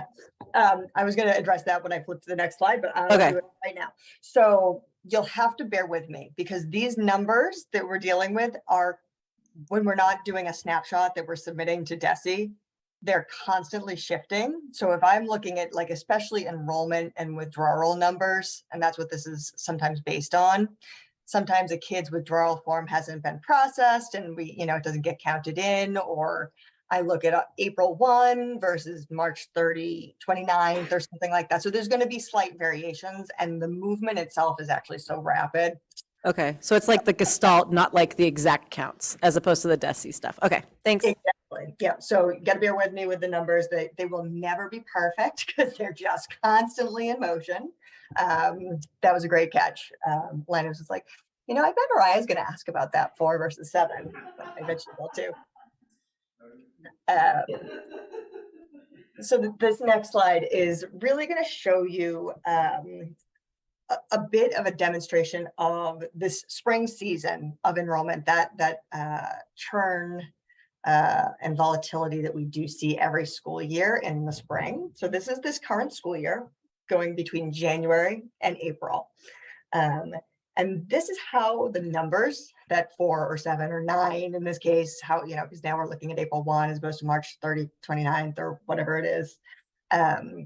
This is going to show us how the numbers represent when we're looking at actual students, as opposed to just that net overall experience.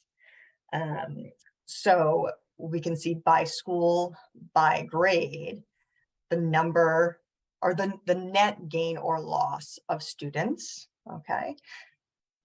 It's -9, it's not a huge number.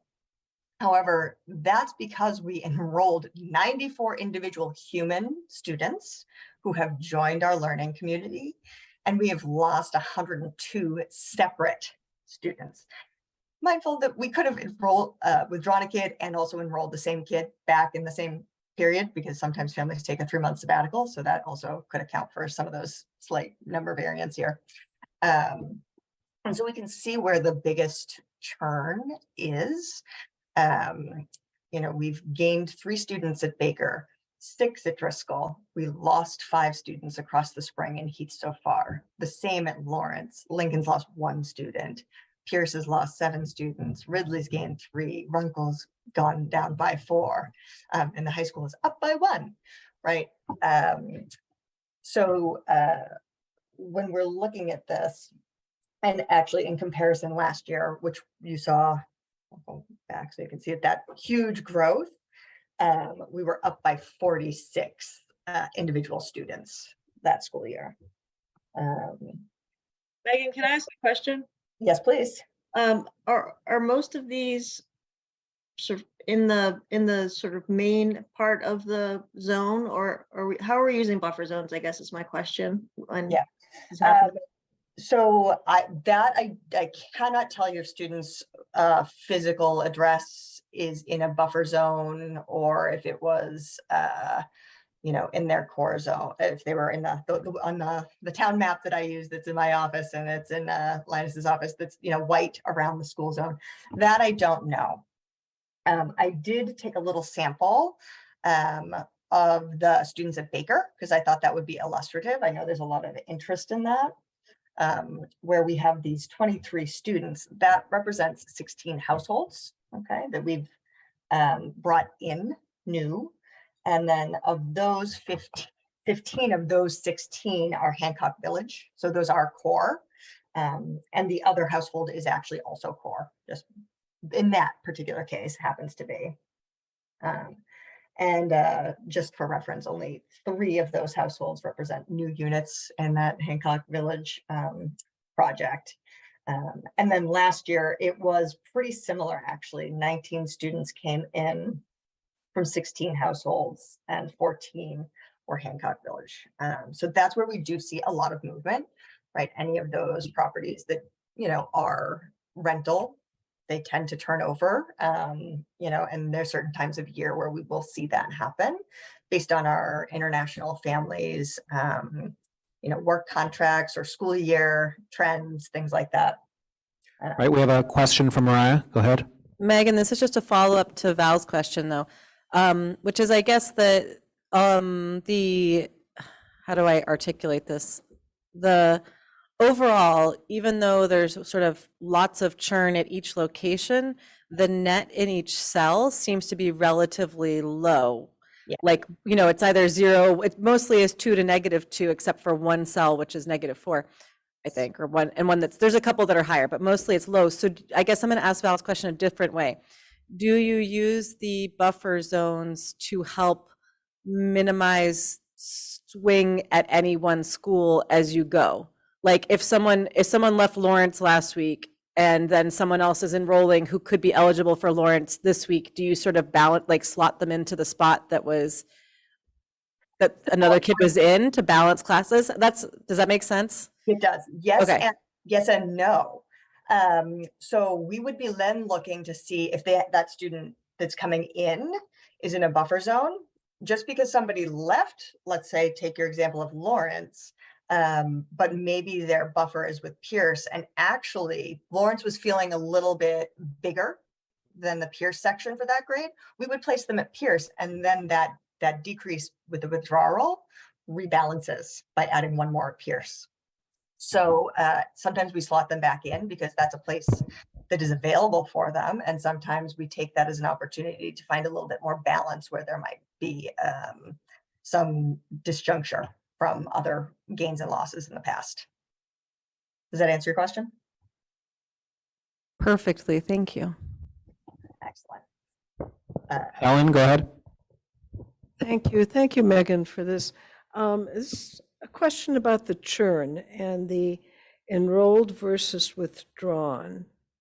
And the change is 3, but there were actually, the teacher who was in the classroom is experiencing, for instance, well, I don't know how many, you don't know how many different kids, let's say in the 2nd grade at Baker, you know, those 4 kids that are new there, were there another 4 kids who were there before who left? So the teacher knew 4 kids, then they left, and there's another new 4 kids. So it's 8 different children that they're It's dealing. probably not that drastic. It's probably, we maybe lost 1 and gained 5 in a case like that, or we gained 1 but lost 2, you know, so you get a net differential. So it's not always a 1-to-1.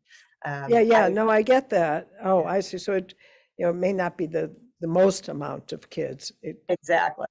It could be 0 in some say. Well, and there are zeros there, which is interesting too. Which schools, I mean, Runkle seems to have the least amount of churn. But zeros doesn't mean no churn, it means no net students. You could have an entire class leave, an entire class come in, right? Like, that was the point I was trying to make, I guess, yes. before. That, you know, just because it just says 4 kids, that may not be just 4 kids for that individual teacher in that class, for that class to deal with. Yeah, It's only a quarter of the year, and if you were to extrapolate this, hang on one second, Stephen, to like a full year, I mean, this is saying essentially more or less 35 students a month come in and out. I don't know that it's even across the year, Megan, but that is like 400 students during the school year. How many total do come in and out in a year? So a lot. It's hard. I off the top of my head, I don't want to give you a number. I can certainly look into that and get back to you on it. Because it does change every year, but the kindergarten component and the BEEP component just messes with my head. So I don't want to give you the wrong number because my perception is off. Our office is very busy. We see a lot of families all year round, which is great. But I think this is really an interesting demonstration to really understand the heart of, you know, the day-to-day experience of our educators, of our students, and of our families. You know, there's a lot of coming and going, even though we look at these numbers and, you know, yeah, we're up 4 or we're down 9. But that's not 9 students across the district. That's, you know, 100, 200 students differential, right? 94 new, 102 lost. You know, you're looking at 200 families or students and all of their classmates and all of their educators who are doing all that hard work to make the day go, basically. If I may. Well, sorry, Helen. Wouldn't it be the 94 and the 102 added together would be the total amount of kids? that have gone in and out this year? So January that to was April. January to April, sorry, just Yeah. from January to April. Yes. Wow, okay, Yeah. you got that. Now I see what you were saying. Megan, I had a follow-up on the buffer zone question. Sure. So I'm just looking at Driscoll, which is the outlier on the change on this in terms of enrolled. And I'm Yeah. wondering whether, now that the building project is almost over, whether people are, right, whether we're using that flexibility more to enroll more students at Driscoll, which is a great thing. I just am curious how the sort of building project interacts. Yeah, I'm gonna get to that a little bit more in detail if you want to hang tight on a couple slides from now. Is that okay? For sure. Absolutely. 'Cause Megan, can I just make one follow-up on churn? Yeah. Which is that we do report it to DESE. And if people are interested, I have last year's numbers, I pulled them up, that the district overall, this is just last year, you can get it every year, was 94.6, that's of stability. This is the percent stability of all students. However, as one might expect, our different demographics have very different stability rates. And so, for example, high-need students are at 91%, which is much lower than the 94.6. English language learners is 79%. Low income is 91%. Students with disabilities is 97%. And then by racial demographic and ethnic backgrounds, it also varies. But it's important, I think, as again, just like what you're showing us, Megan, is that there's various different students with very different needs who are coming in and out, which is another thing that's impacting sort of the provision of what an education feels like as you have exactly classroom dynamics. So Sorry, so is 94.6 like the volume over total students? So would that essentially be like 200 over 7,000? Is that how you calculate? I don't, Megan, you probably know the answer to that, but I think it's probably a much more complicated question than we have time to get into now. But Yes, it's a calculation that I still have not quite cracked, to be honest, trying to figure out how they get that number. All I know is we were able to shock Cropper and McGibbon by our actual churn. They didn't believe us when we told them. And I just, but as a rough metric, that would suggest that we're at like a slightly higher churn rate than last year, but at this quarter at least, right?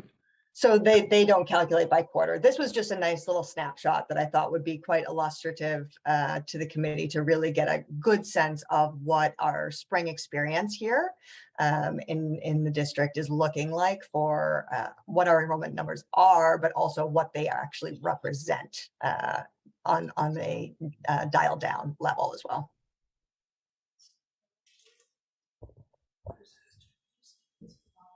Okay. All right. Excellent. So on to next year, the exciting stuff. So that's where we are now, but let's look ahead to next year. The all-important kindergarten pre-registration. We have been hard at work working with our families who are new to the district for kindergarten next year. So as of, I think my number is as of March 29th, because you just have to pick a day, to stop counting. We have 372 students registered for kindergarten. This time last year, which was that big recovery year, we had 361 kindergarten students. For our elementary non-kindergarten students, we have 13 students who have already expressed interest. So these are students who are in private schools or conducting a approved home education plan. 3 of these 13 students will be re-enrolling. So these are returning students to our schools. They were with us in the past and they left and they're coming back. Our middle school students, we have 5. Not surprisingly, it's not the most popular group to come in. We'll see quite higher numbers for students new to town. These are all students who are currently residing in Brookline, just to be clear. At the high school level, we have 23 students who have already completed registration. 22 of those are in grade 9, so they're coming from private middle schools or home education. 14 of those students have at some point in their academic career been part of the public schools of Brookline, returning. And I do want to make a note on those kindergarten numbers. It does include those students who are fully registered that my team has worked with, as well as all of the pre-placed METCO slots that we have reserved for students, whether they've actually gone through the enrollment process. We know who they are. They just get their notices a little later. So we've counted them in because we know where they're going. Materials fee placements are not counted into these numbers because those do not go out until May. And if we're looking back a couple of years for our kindergarten numbers here, because of course everybody wants to see where are we in the past.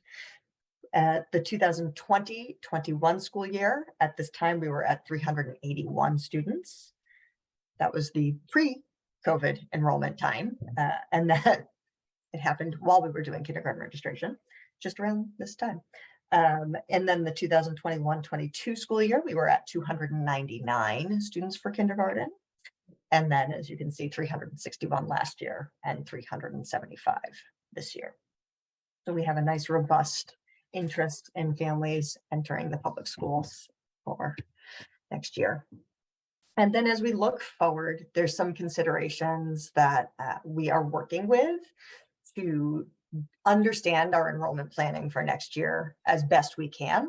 I will always say I do not have a crystal ball. I wish I had one. I do not have one.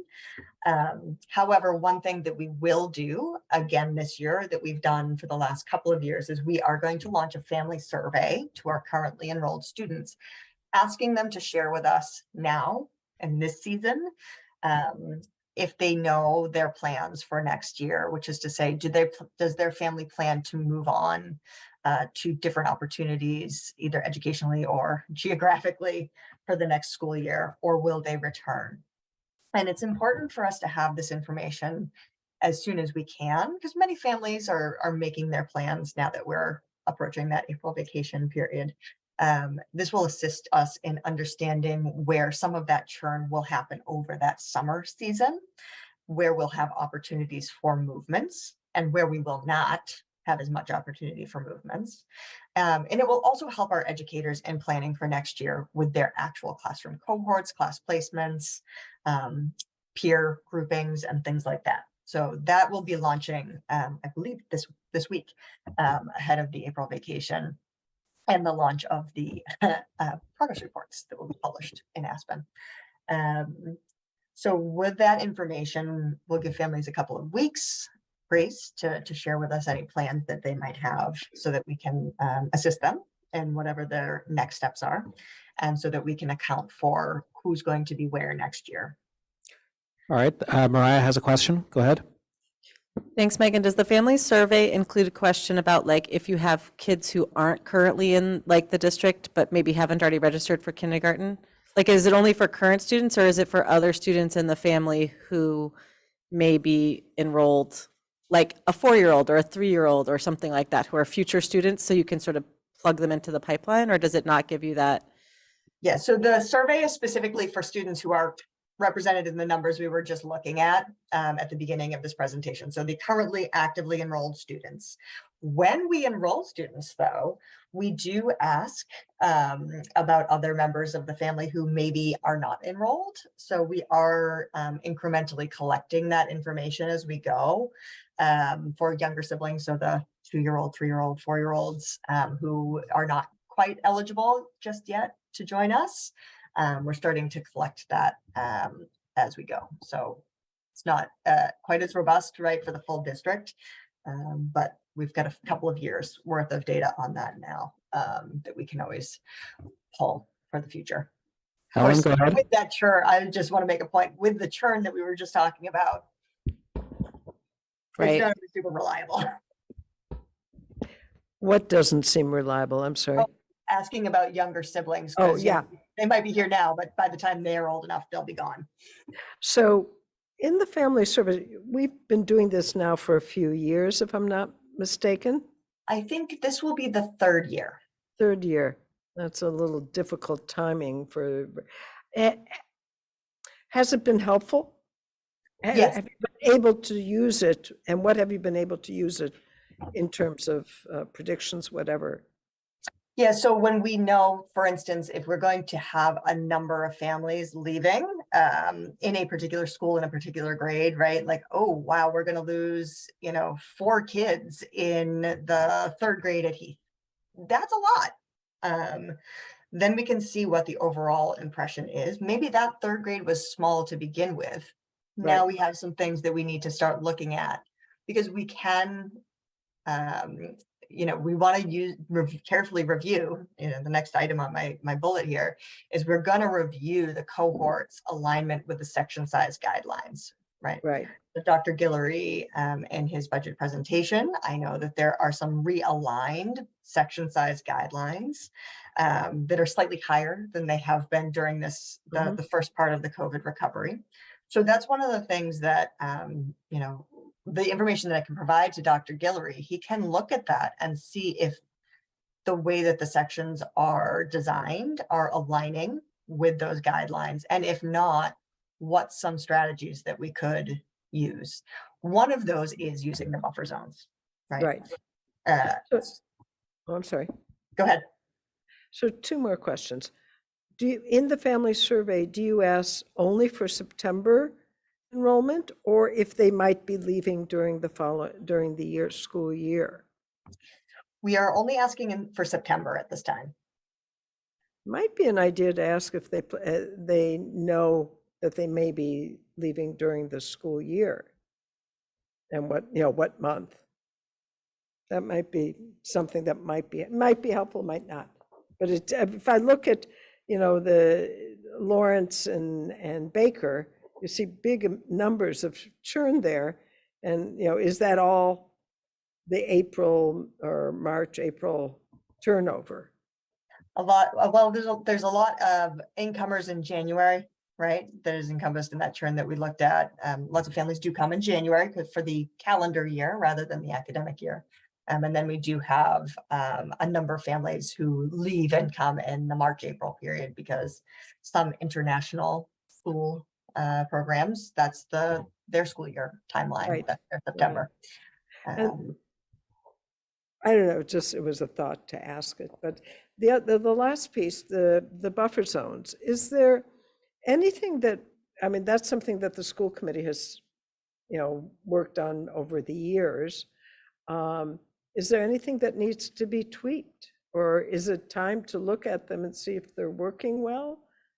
Not that I want to look at it right now, but we have enough to do, but. Well, that's a can of worms, isn't it?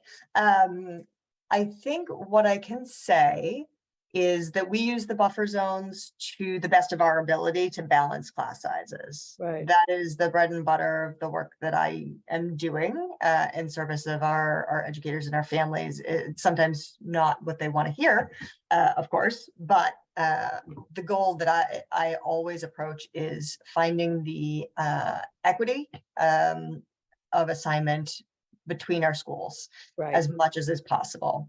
Now, with the reopening of the new Driscoll forthcoming, that is definitely something that we're looking at, right?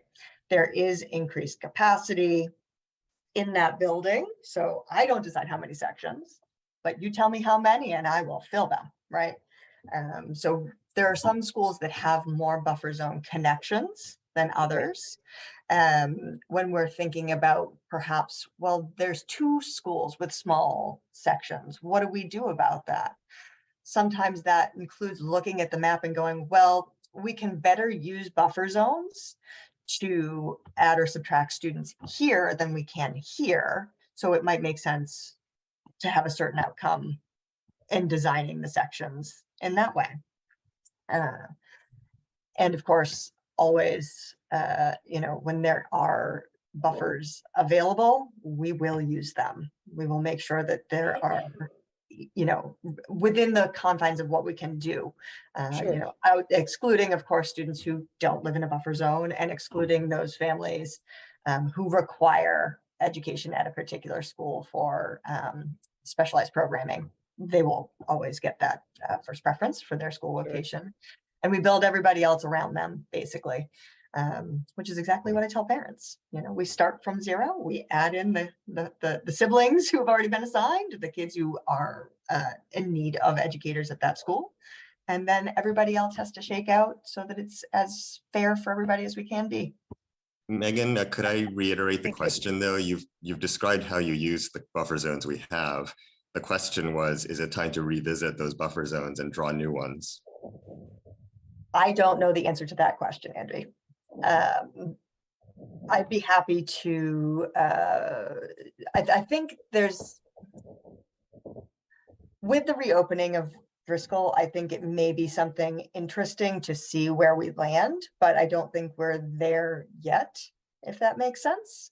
So you're not yet feeling that the current buffer zones aren't fit for purpose? Yeah, I mean, listen, if I ruled the world, would I draw the map differently? Probably, but you know, I don't know that that would be suit the needs every year, right? And that's the direction that the committee is given when they draw those maps.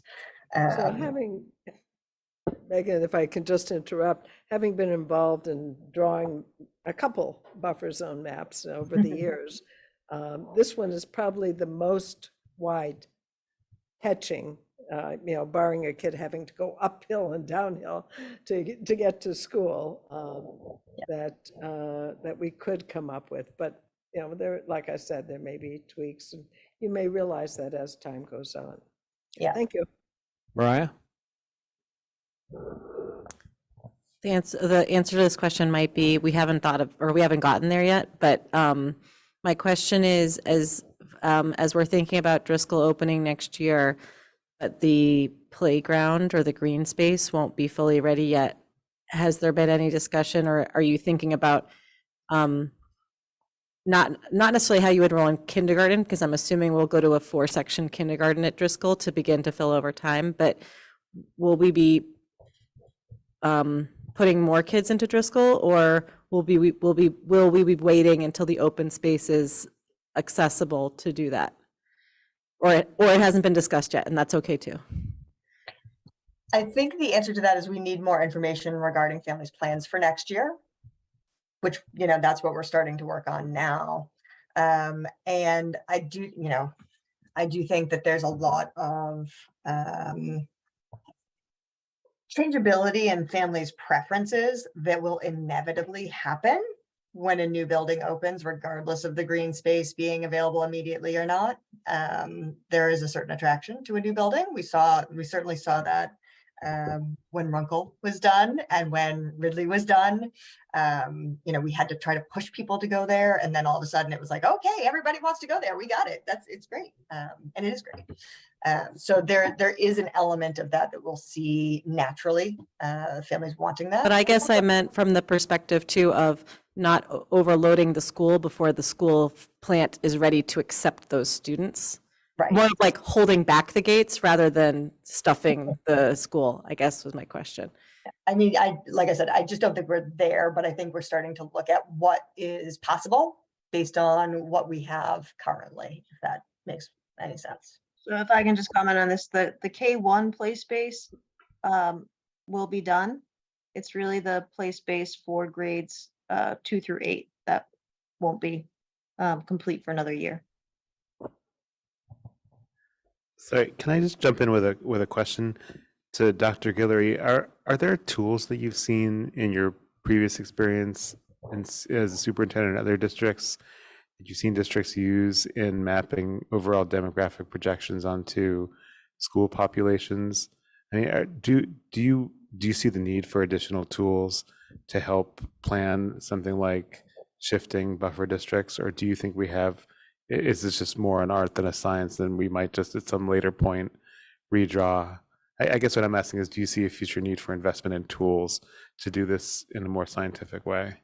So I think the way that I would respond to that, because I heard Helen laugh a little, is I've seen many things in many different organizations.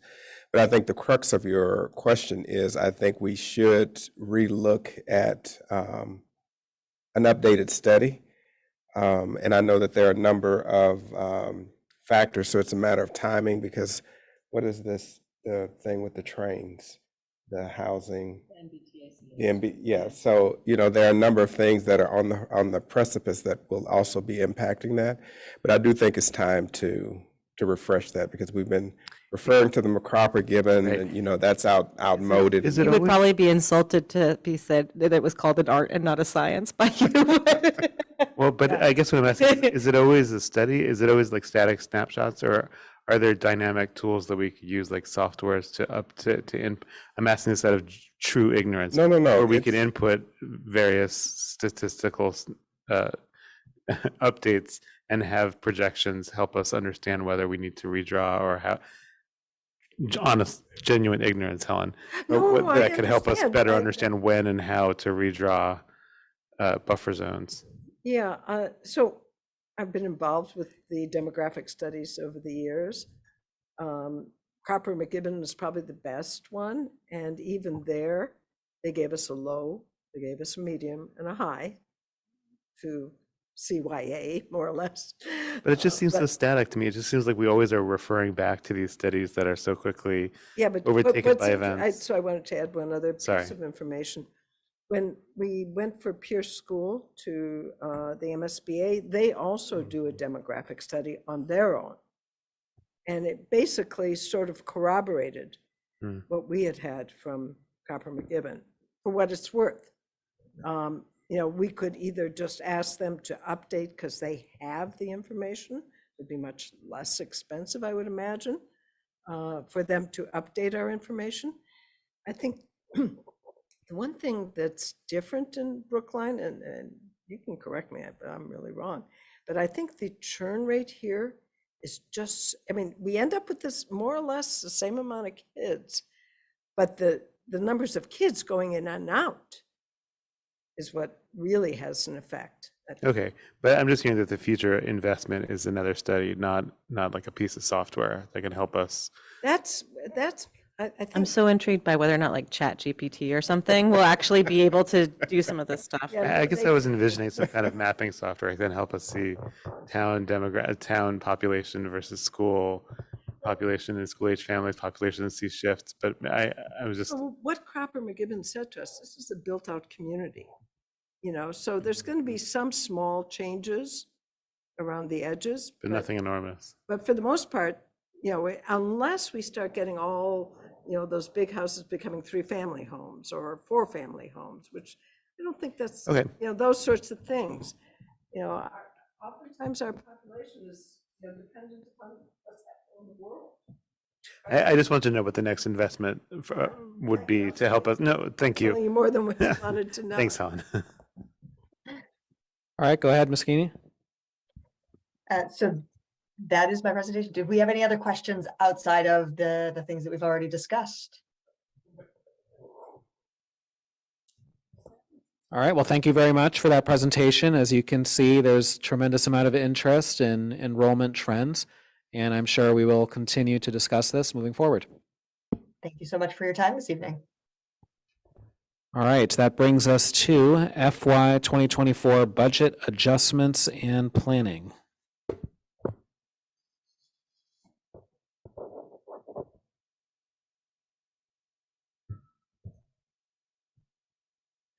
All right, so the FY '24 budget adjustments and planning session. We have 3 broad areas that we're going to talk through tonight: budget background, looking at programmatic adjustments, and then the impacts of a failed override.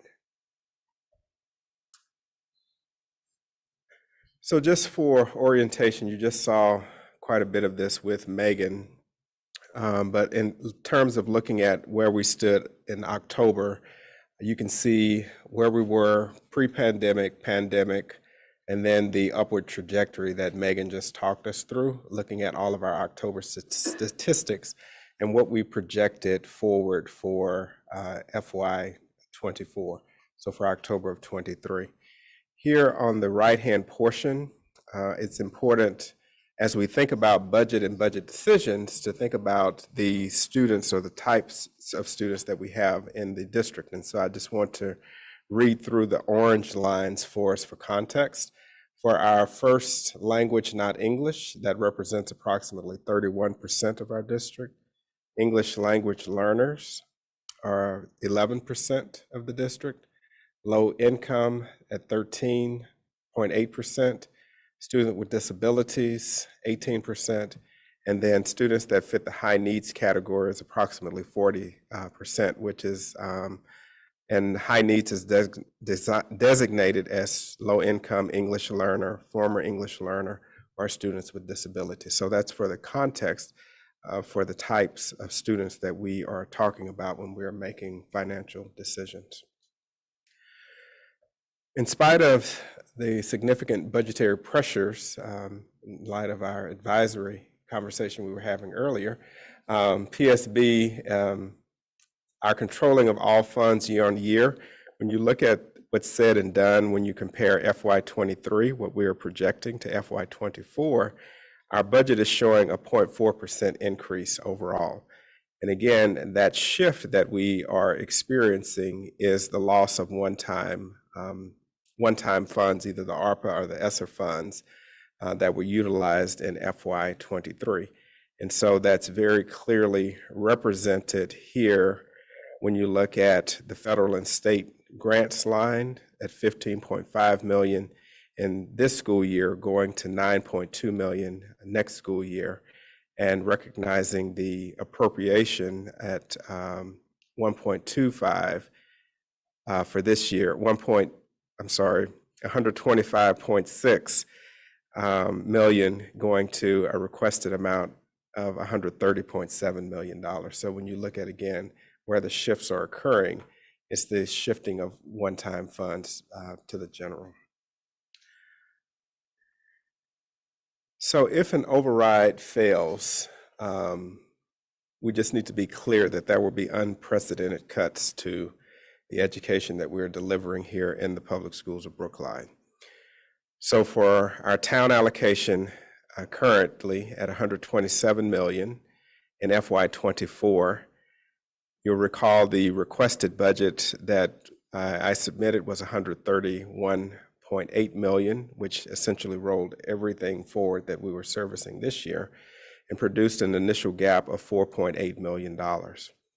We have committed to $1.85 million in reductions, and we'll talk about those. $1.85 million in adjustments that we'll talk about a little bit later in the presentation, which gives us a new subsequent gap of essentially $3 million. We would need to still, I'd recommend adding back at the core our student services supports. And then when we talk about what would happen then if the override fails, that would then be an additional $3.2 million in cuts or adjustments that have to be made to the organization. So 1.85 million in programmatic adjustments taken by the PSB that are already in the FY24 budget will rise to 2.95 in year 3. And these, again, adjustments will be taken with or without the override. And the 3.25 million in cuts that must be made if an override fails then nearly doubles when we get out to year 3. And then you can see the represented budget underfunded percentage amounts there. Any questions or additional comments as we're going through? So when we look at programmatic adjustments, what are the decision criteria for reductions? This process is certainly being informed by the committee's budget guidelines that were adopted in the fall. We are bound by federal and state mandates, and we are focused on how do we minimize impacts on students.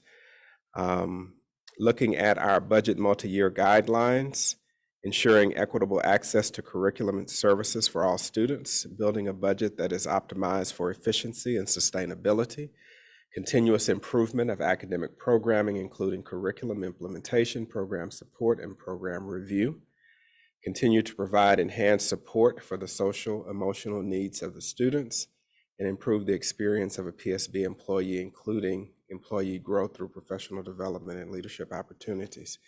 So then when we move to our federal and state mandates, we are required to provide academic programming as defined by the state, provide all services outlined in students' IEPs and 504s, and provide our English language learner services. And as we think about how do we minimize the impact, we are prioritizing student-facing positions whenever possible and retaining some of our core non-student facing operations such as HR, payroll, et cetera, that must ensure the district's continued functioning and compliance. Why are we saying reductions are focused on staff? When we think about our all-in budget, 87% of our budget is personnel. The remaining 13% or so is largely fixed costs. And it's important to recognize that we've already taken staff reductions. If you recall, we went through a process last year, and PSB is at 92% of pre-pandemic staff for 91% of pre-pandemic students. Making further cuts requires changes to the programs that we currently offer our students. The $1.85 million in programmatic adjustments for FY24, again, this is happening with or without the override.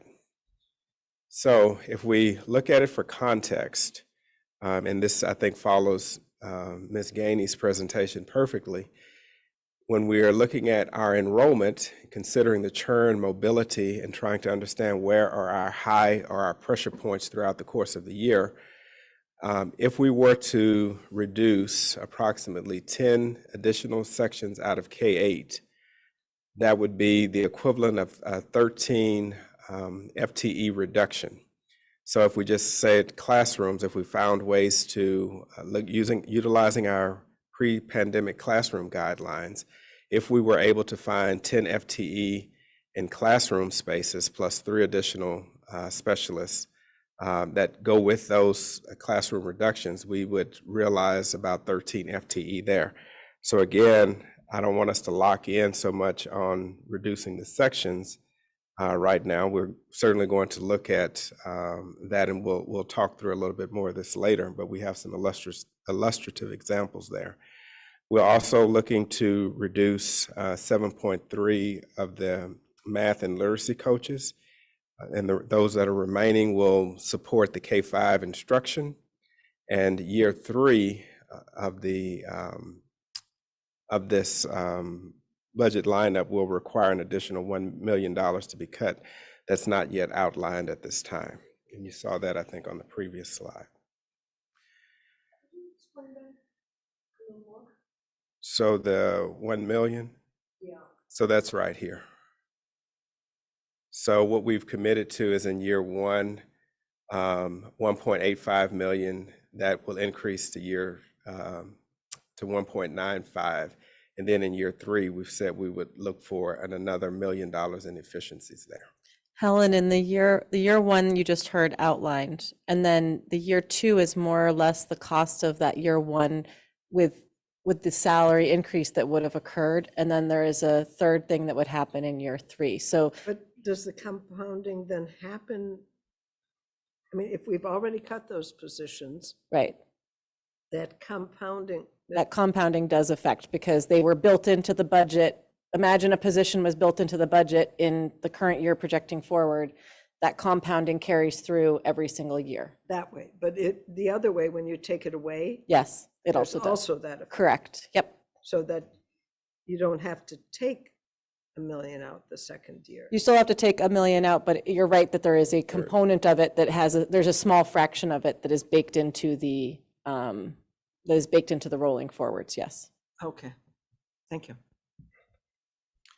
So if we look at our scenario where we are focused on the impact of on the K-8 class size reduction, modeling here shows a noticeable impact, but it still lives within what we are considering our acceptable parameters. And just again, for context, for this school year, we have K-2 guidelines at 22 students and 3 through 8 guidelines at 24 students.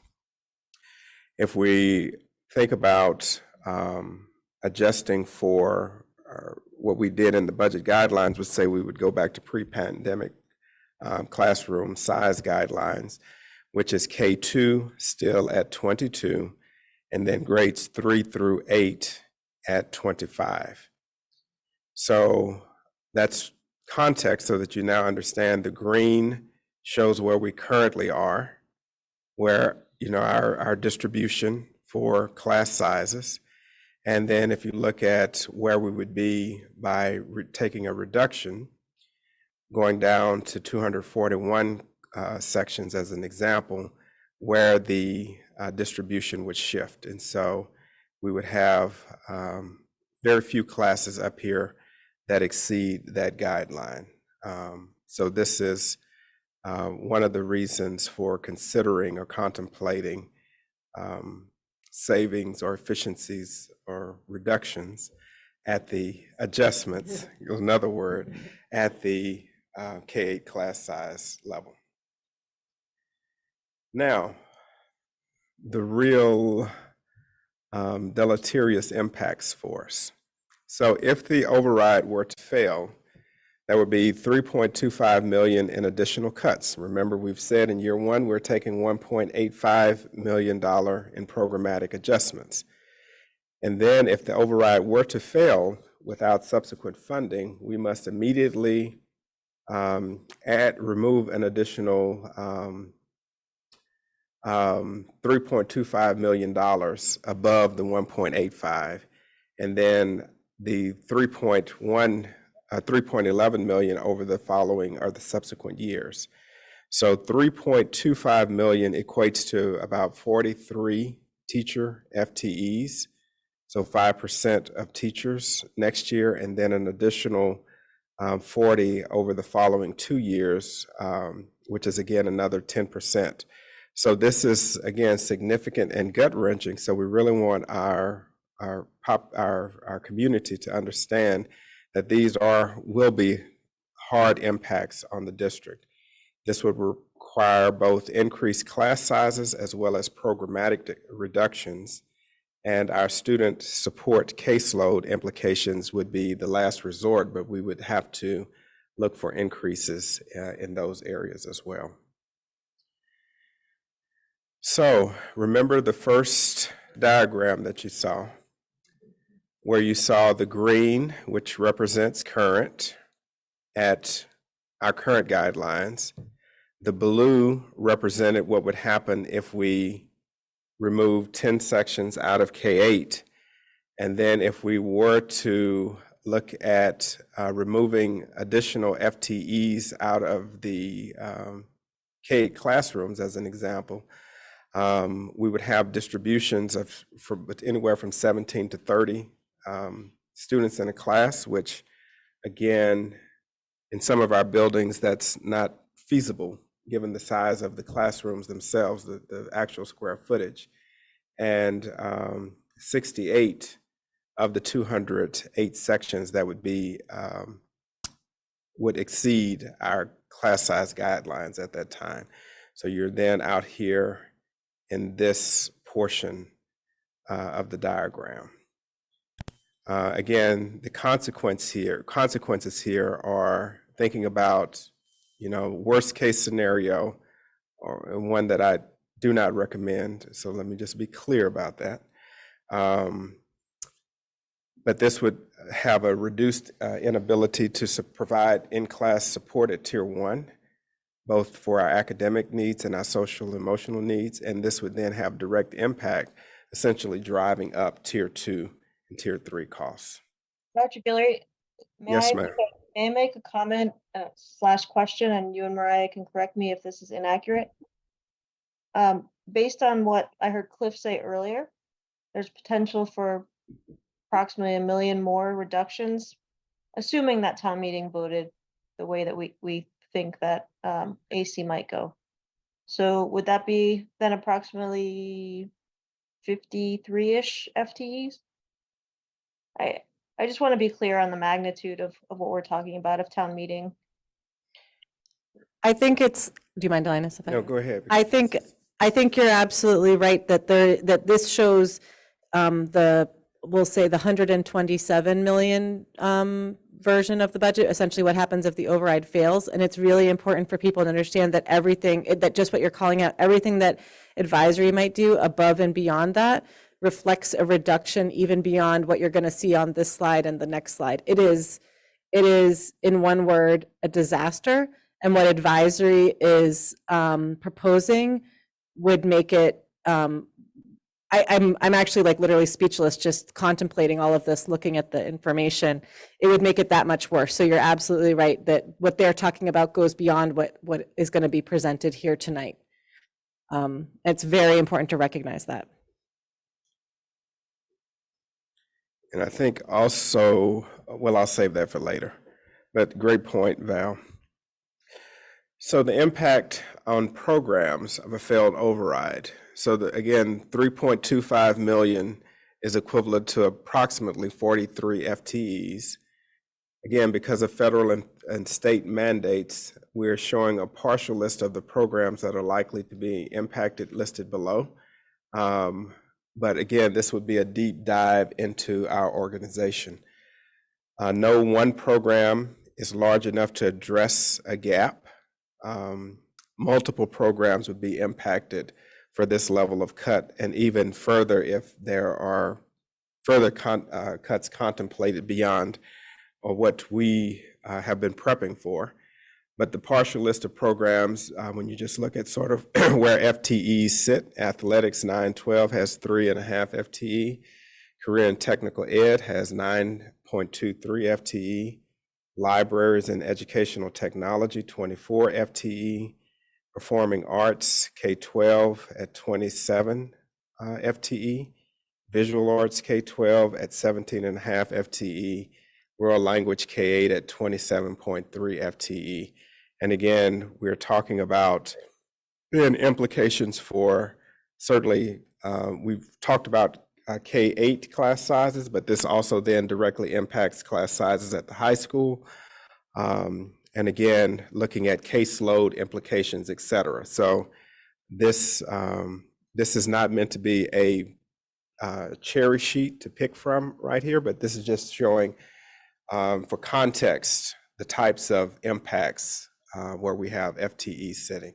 So Can I add sure. one thing to that? Just, I want to highlight to people that what Linus showed earlier on the slides was not just a $3.25 million cut, but over a $6 million cut over 3 years. So we're not talking about, a little bit of class size growth and a little bit of program reductions. We're talking about essentially both of what you just saw on this slide and the previous slide. This is the scale of the type of cuts that we're talking about. It's over the next 3 years. It's tremendous and it's devastating as you think about, I mean, how often do we come here and we get these superintendents spotlights, exactly, thank you, the spotlights on excellence, and this is the programs that we're seeing that are unfortunately, you know, and that are on this list as examples of impacts. And so it's very, very, this is a great spot. These are like really award-winning, excellent programs, and the idea that we would even have to contemplate this is really devastating. And so people should understand that, again, it's not one or the other. We're talking about both of these things. It impacts the, you know, the diversity of options at the high school, and as Lina said, the class sizes. This is a significant negative outcome on educational quality if we cannot offer the funding for these. On the plus side, you wouldn't have to worry about class sizes because everyone with means would pull their kids out of PSB. So you would have small class sizes and a mediocre quality public education, and then you would have a separate tier for everyone with means. So that's what would happen if the override fails. You're right. So It's a gutting of public. So we would just education. create a two-tier education system in Brookline. One, a private education tier for people with means that provides rich, robust education options, and then a public education tier that doesn't have everything on this slide or has it only in very limited quantities. So let's just be real clear about what that looks like. That's right. It's a shameful I wouldn't go situation. so far as to say that the class sizes would be smaller in PSB. Just because people pulled their kids to go into private school, and you're looking at class sizes of 30 kids, even if, you know, you pull out 5 and 25 kids per class is plenty. I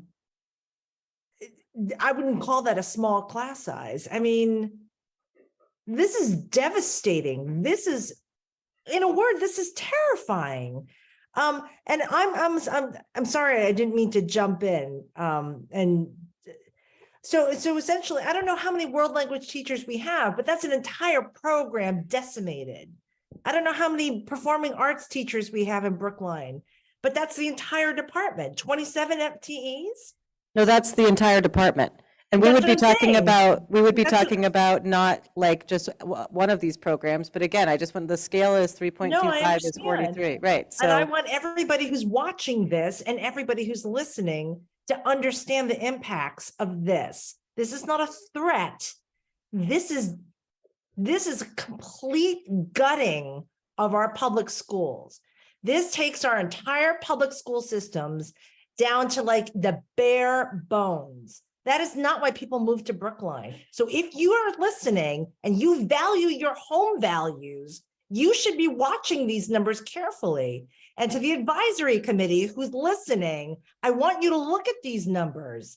This is what you're recommending. This is what you're pushing. I need you to think about this, advisory committee. I need every single one of you who's listening. I need you to look at these numbers. This is the reality of what you're talking about. This is what you're encouraging Brookline to do. This is not why people move to Brookline.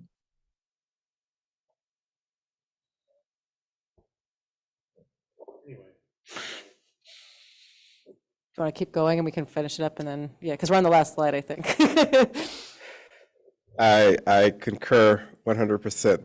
This would be devastating to our organization. So, but to end on a high note, if we can, with override funding, PSB can continue to serve all students at high levels with outstanding academic and robust student service support programs, maintain, attract, and retain a highly skilled workforce, fund, provide support for new initiatives or district improvements like the World Language Review Redesign, South Brookline fee-free bus, as well as athletics and other services that will be funded.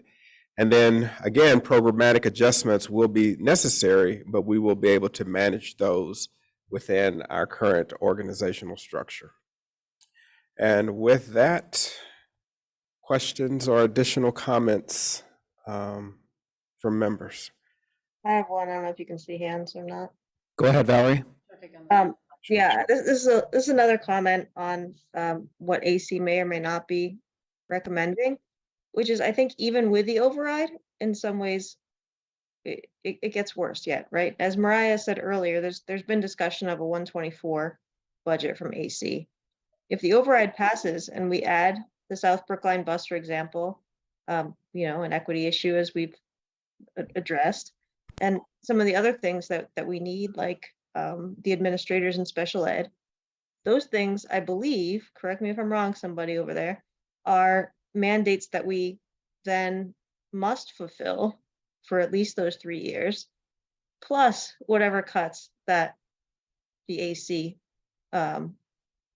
would be recommending. Is that accurate?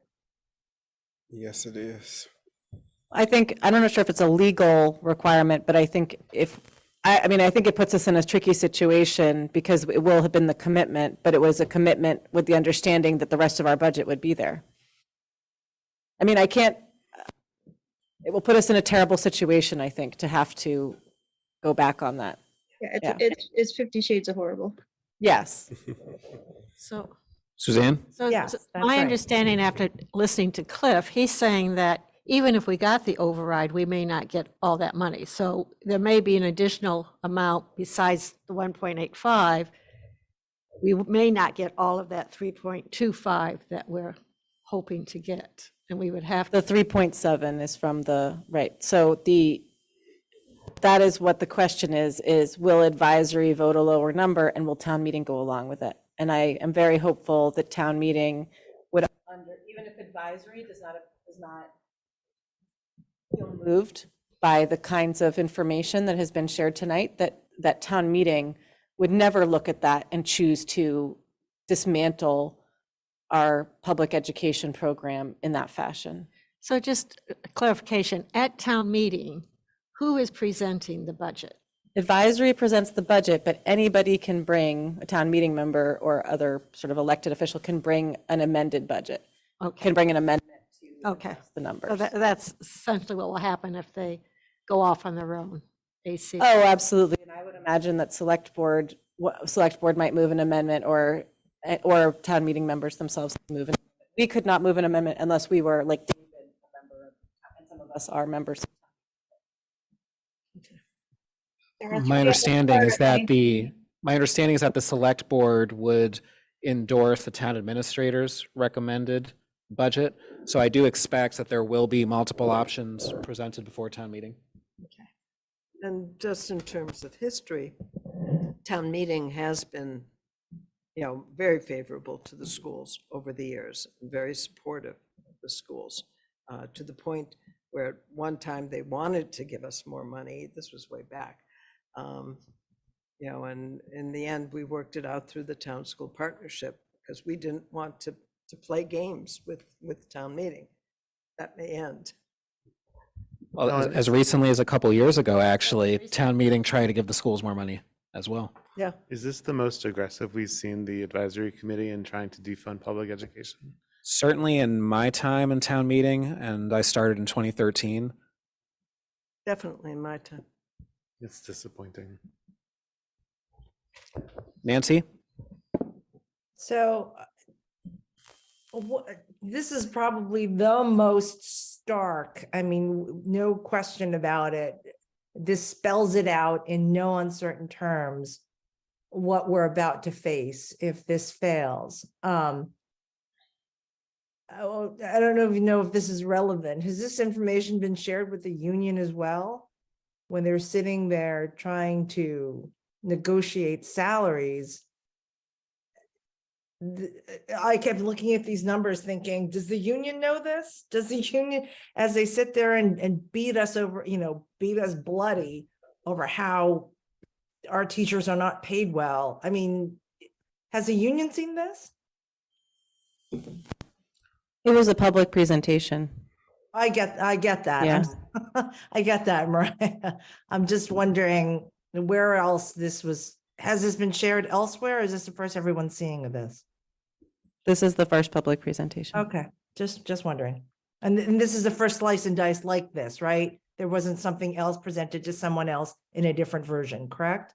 There have been some earlier school committee presentations regarding the 1.85 million in programmatic adjustments, not to the degree of detail that we had today as to what that 1.85 million would apply to.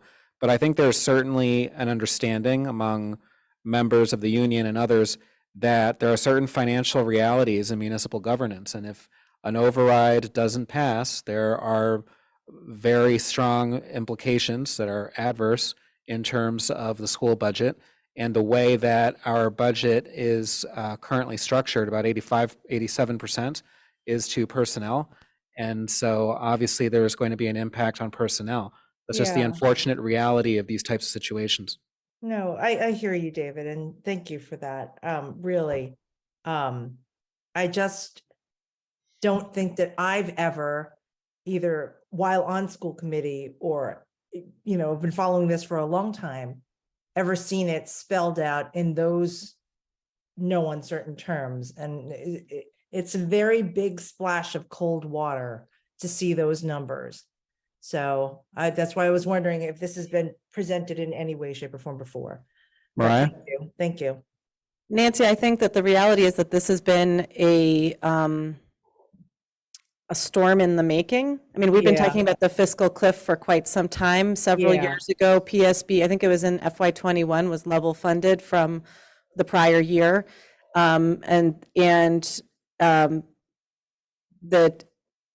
The 2018 overrides are never like they're not just framed as 3 years, but that one was specifically framed as the funding could not be guaranteed to be sufficient for more than 3 years. And through it's misfortune and fortune, misfortune of the pandemic, but fortune of one-time federal funds, we have been able to use one-time funds to get around the challenges, the realities of the budget. But now the one-time funds are running out. And all of the cuts that have been made, as Linus mentioned, the staff has already been reduced greatly, near proportional to the number of students. And the reality is that that it's not, I won't even say it's not, it has nothing to do with the contract that was settled favorably to both sides last year. This is just the reality of a very tight multi-year financial structure and losing the one-time funds. And we need to get our regular fiscal footing back underneath us with the operating override, which originally, as I said, the 2018 one was only committed to last for 3 years, and we're now at year 5. Yeah. And we need to be able to get back on sound financial footing, or this is what's going to happen. I mean, that's just the reality, is we were able to make it last for many more years than we would have otherwise been able to, except for that federal funding. Stephen, then Helen? Yeah, can I just add to that to say first, Dr. Guillory, thank you for laying it out so plainly and so starkly. I think to whomever is listening who may feel ambivalently about the extent to which the town should properly fund public education in Brookline still, the choice is not about the override. I think the choice is you can be or run a school committee candidate whose vision of excellence in public education may require fewer resources, but to vote no on the override really will result in a public education system that looks like the slide that Dr. Guillory displayed. So to express that ambivalence in a no vote has a very extreme result. To instead express that ambivalence in a different kind of school committee candidate, I think would have a more suitable result. We're simply expressing our view of excellence in public education in support of Dr. Guillory. And Dr. Guillory really clearly laid out what public schools of Brookline would look like if it were funded without an override. I think if you believe in defunding public education, that's simply what you believe. But if you're ambivalent about the level of funding and you vote no, it's a pretty extreme action, because it results in a level of funding for public education that has a vastly reduced level of enriched programming that I think would be very difficult to call excellence. And that's just borne out by the evidence that you presented today. So I'll just stop there, because I'm appealing to some imaginary on the fence voter who may or may not exist, but that's what I'm trying to do right now. Helen? Thanks. Yeah, I'm not sure who may have this answer, or if we need to go further, but in the past, our budget from the town has usually gone up by about 4%, even though 2.5% is the amount that the town is allowed to go up. But there has been new income, all sorts of things. To my recollection, the last, and correct me, you guys have followed this much more carefully than I have, but it seems to me the last 3 years it's gone up maybe 1%. We have the data here. I thought so. One slide, and there was the 1 year that was maybe a 0.2% increase. Okay. And And all this needs to be thought through with the 8% inflation rate that's happened over the last year and a half. And then Year? and then the proposal for our next year's appropriation is just a 0.4% increase. Oh, right, yeah, right, Right, that's right. so- That's already out there, the proposal? they forecast for 2 years in advance. Uh-huh. So the answer is that this 2 years ago to now, it went up actually more because they added in some increments along the way. Oh, But I right. think, But you can't plan for those increments when they come in November. right, exactly. You've already let the teachers go. I'm sorry, but go ahead. No, I just realized I didn't have my mic on. I was Oh. talking to you without a mic Oh, on. okay, so, But from FY '21 FY22, our actual was 121.1, and then the previous year was 120.7. So that was like a 0.3 or 0.2% increase. Last year, it was a little bit higher. It went to 125.6 from 121.1, but that also, I believe, is like a 3% increase. I'm just doing the math real quick. Let me see. So yes, is the answer is basically, and then last year to this year, we went from 125.6 to 127 flat. So that's again like a 0.9% increase. So it's incredibly constrained when we think about exactly sort of historical norms and even the 2.5% that everyone talks about. But this hasn't been 2.5% for 3 of the past 4 years. Right. Even as you say, in an And so that inflationary makes it very environment. Clear. That's you right. know, our staff get their raise, which they should. Contractually, they're contractually, We have right, to pay more for supplies because the inflation rate. right. You know, it's just, I also think it bears repeating. In some circles, there's this notion that we are profligate spenders, and yet we took it upon ourselves to make that initial 1.85 million in programmatic adjustments because we understood that there were some efficiencies that could be made that are manageable within our current structure. No one forced us to do that. We did that on our own because we are sound fiscal stewards. Well, and this is the whole point of overrides. This is why we have overrides, and this is why we're allowed to have overrides, is you go to the voters to get permission to levy taxes to keep your services up. I mean, that's the point. So, you know, to look and say, never can we have an override, or this, we can't do it. That's right. Not This even- is the not moment even in set time up. at which we say to voters, is that what you want? Or is that what you want? Right. Because I mean, this and is that's their true. choice. This is the moment where they get to say, no, that's not the kind of education I want to have in Well, my that's true town. on the town side as well. That's I mean, right. So the town is asking the voters and town meeting to come forward and say, this is the time when we have to step up, because that's what you have to do. We're only allowed to be taxed an increase of 2.5 without an override. Right. So it's the whole point of an override. And you're right to point out that things on the school side are dire, and on the town side, you know, as we all see as we drive around on the potholes is one very obvious example. There's significant needs for funding there, not just in potholes, but in many areas. Services. That's Pat, right. no That's doubt. right. the Lots town of, needs more staffing. Sorry, Go ahead. I'm sorry, I don't mean to hog it, but the question about the 5,000 that's less that the town is missing, why didn't they put that into the override if they felt that they needed it? it's not just 5,000. There's a whole, the town presented a budget for each department that is, they presented what they would cut in each department and what would be restored in each department. And so the 5,000, to my understanding, is something else that's like a small addition beyond any of that.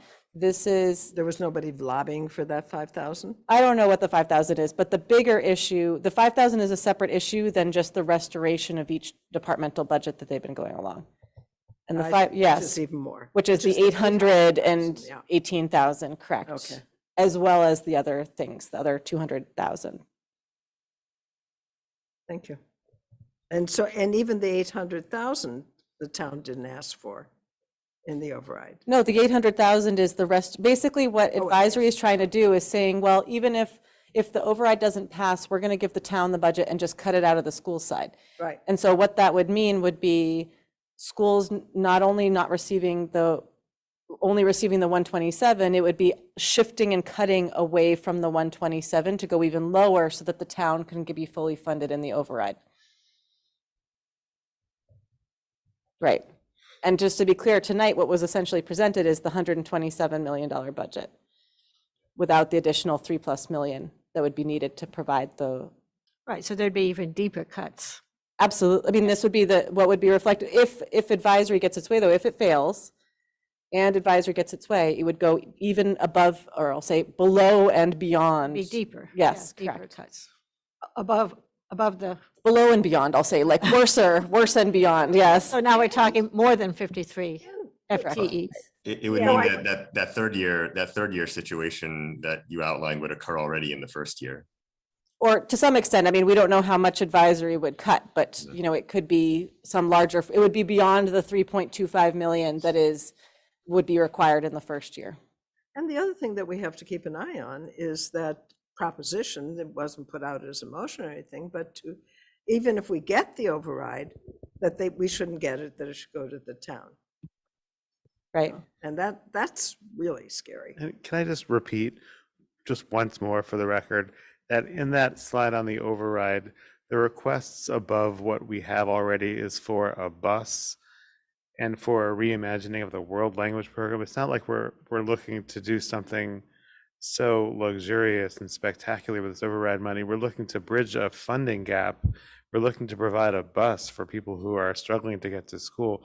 We're looking to And maintain reasonable class size. right. We're looking to fund your vision of excellence as it is right now, and fund a few more basic necessities.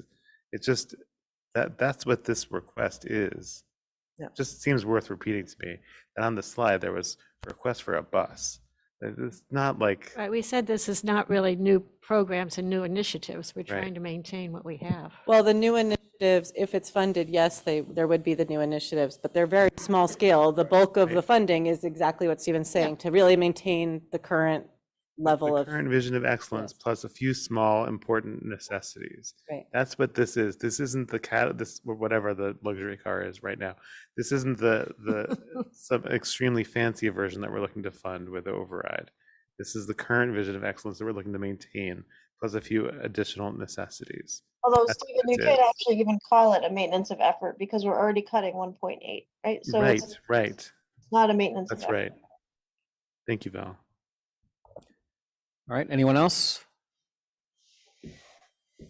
Okay, well. I have one last Go ahead. comment, which is just that I think that all of us and everyone who's listening should be sharing this with people and with town meeting, because I think people, it's very abstract to people what this actually means. And I think that Dr. Giller has done an excellent job tonight of really laying out what this means, and people need to share it with others so that voters are aware of the impact of their vote. And that's all. That would be my last comment. Wait, and I would also like to add to that, that I would like to appeal to voters and anyone listening to this meeting, that your advisory committee is made up of town meeting members. That can be, if this is what you agree with, I'd like you to speak with your votes as well in May, that this is what your advisory committee is asking you to do. And when you go to the polls in May, I'd like you to figure out whether or not this advisory committee is actually representing you. Thank you. I would just add as a reminder that we have all on the school committee unanimously agreed that we are in support of the override. I mean, I know we're saying it, but just to make it very clear. No, that's a good point. Very clear. All right, so we will now move backwards for a moment. We have an answer to your earlier question, Suzanne, regarding the consent agenda and the out-of-country student trip for the French exchange. We have an answer to Suzanne's question earlier on about the French exchange trip. Students not able to host will not pose a problem. In fact, in the past, students not able to host have worked with other students who can host but could not travel, and they end up as co-hosts. The arrangement worked well in 2012 and 2016 when the French exchange last took place. So on that note, go ahead, Helen. No, just a quick question. This is the same school that we work with all the time, on the French exchange. I think there's been one school. I'm sorry, I didn't read I'm the. not sure on that part. Yeah.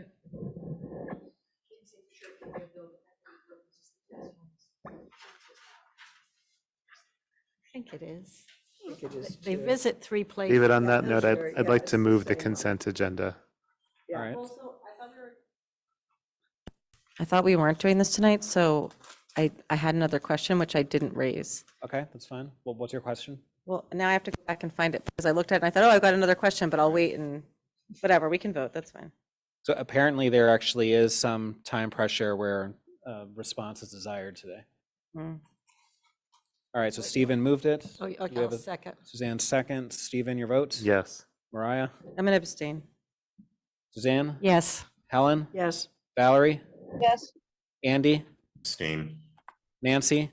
Yes. And I also vote yes. All right, now let's move to subcommittee and liaison reports. Helen, capital improvements. So unfortunately, I had to cancel the capital improvements meeting for this Tuesday. Mr. Simmons wasn't available, and that was the plan, to have him talk about the work that's been done in the schools this year with our budget, how much is left of the CI, of his capital budget for the schools, and also to talk about next year and the how we're going to make sure that the majority of the $1 million of funding that we got from the CIP will be used over the summer, because it's best to do most of it over the summer. I, at this point, don't have the next meeting set up, but will within the next day or two, and check with the members to make sure they can make it. So we have a quorum. All right. Curriculum. David, I remembered my question. Okay, sure, go ahead. It's minor, but it basically says that everyone is responsible for getting their own student to the airport. And I was just wondering if that was normal. I don't know, why don't we provide from the high school? For families who don't have cars or for whatever reason. Go ahead, Helen. I took the train to the, and it's easy to get there, to be You're honest. not a 17 or Kids not gonna go 16-year-old. by themselves, I mean, either way. But anyways, I'm sure that they carpool, or, you know, if somebody doesn't have transportation. And I'm not sure that it's, we do have a van at the high school if they needed to. Right, so my question is why is everyone responsible for getting themselves to the airport? That was my question. I think we can certainly look into that, make sure everyone has transportation. Thank you. All right, so now we move to curriculum subcommittee updates. Right, we haven't met since the last time I reported. We are meeting again April 25th at 3:30 at the high school. And we're going to talk about career and technology education. And we're also going to look at the review of the social studies curriculum materials around equity, I think 6 through 12, grades 6 through 12. That also will be at the high school. So our whole meeting will be at the high school. All right, thank you. Valerie, diversity, equity, inclusion, and justice. We have a joint meeting with policy subcommittee this coming Thursday at 5 o'clock. Be discussing the second reading of the staff equity policy and additional new business. Valerie, would you also like to give a further Driscoll update? Sure. I was up on the roof of Driscoll a couple days ago, I guess. And the project is coming along nicely. We are still on target to move in around that, hopefully that third week of September. And as I said before, the K1 activity space, outdoor activity space, should be open when the building opens. And then the project will be moving to demolition and creation of the new outdoor space for grades 2 to 8. If anybody hasn't gone on a tour, let me know on the committee. We're still doing tours. The building really has changed substantially in the last couple of months. So if you haven't been in the last couple of months, please come on in. I know a couple of you have taken Matt and I up on that in the last couple of weeks. But for anybody who hasn't, please let me know. All right, thank you. Mariah, finance. Thank you. As Cliff mentioned earlier, we're presenting to advisory committee next Tuesday, thank you, and to the select board the following Tuesday. So those are big upcoming finance dates. And then our next finance subcommittee meeting, I can't remember off the top of my head when it's scheduled for, but I think it might be, I don't know, is it in the calendar somewhere? Sorry. It's like it's April 26th. April 26th. Okay, so that will be the day after the select board. So we have, I thought that's what it was, like coming right up. So we'll have updates from advisory and select board that we can share and discuss. All right, Suzanne, government relations. I don't think there's anything new other than to say, I don't know, it's government relations, but town meeting this year will be in person only, I believe. That's right. In Okay. person only for town meeting this May. There's a hope that in time for November, hybrid will be enabled. Yeah, there's actually, the MASC has their Day on the Hill. Oh, that's right. When is And that? remind me, I just looked at it and I'm not available that day, What day is it? and I can't remember. I think it's Thursday, the 7th? no, No, I don't remember. I have it at home. yeah, we all got the notice about it. It's an interesting thing to go and I think you went last year, didn't you? Mariah? No, I did not. I've gone in the past. Yeah, because you do meet, they have some good speakers in the morning. They give you lunch. And we don't need to talk to our legislators. Our legislators are on board, but there is a lunch. So it's basically a morning meeting. I wish I could go because it is a way to connect with other school committees. And I mean, Newton is facing, they voted down their override Yeah. and they're facing huge cuts, huge. So it's 2 days after our override vote, May 4th, 9 a.m. Thank you so much. It's May 4th. The other thing is that I heard on the news this morning something about the state government, some sort of reconciliation between the governor's budget and Ways and Means, and I thought they said they were going to try and have something by the end of this week. Ask Val. Val, you know anything about? Yeah, Val, do you know? Yeah, House Ways and Means budget will be released on Wednesday. They'll have a tax package probably out tomorrow. Amendments are then due Friday, and the House budget gets debated the week after school vacation week. All right, Andy, negotiations? Thanks for meeting with the BEU tomorrow to continue our work on the paraprofessional contract. All right, policy had what I think may be a record short subcommittee meeting on March 31st. I believe it was under 7 minutes. And we voted to recommend the warrant articles that were presented tonight as being potentially relevant to schools for a possible position and or statement. The next policy meeting, as mentioned by Val, is actually going to be a joint meeting with DEIJ this Thursday at 5. Are there any additional liaison updates? Helen? Yeah, there will be a Steps to Success ungala or an event. It's going to be a virtual event this year. As many of you know, the director left, I think, last October. There's an acting director who I met at their board meeting who seems quite good, and they're searching for a permanent director. But during this time, they felt that having a virtual gala, which actually did quite well the last time they had it during COVID. And the invitation went out. I don't know if people have gotten it. You got it in the mail. People got it, good. So it's a good organization to support. And actually CDBG gave them 50,000 this year, so that's good. Thank you. Suzanne? Yeah, just to say, the BEF, Brookline Education Foundation, had the Trivia Bee, and it was a fun night for everybody, and they raised money. So thank you to all who support them. Anyone else? Helen? Probably have to include the Coolidge Corner Theater had their trivia, is having their trivia night, right? You said you're going to that. You mentioned that already. Okay, so then I think we've gotten all the events that are coming up in the next week or so. All right, is there any new business? Seeing none, I move that we meet in executive session pursuant to Massachusetts General Laws, Chapter 30A, Section 21A, for the following purposes. Purpose 3, to discuss strategy with respect to collective bargaining with the Brookline Educators Union, and to discuss strategy with respect to collective bargaining with the BEU Unit A, with respect to the BEU's demand to bargain a program review, because an open meeting may have a detrimental effect on the bargaining litigating position of the committee and the chair so declares.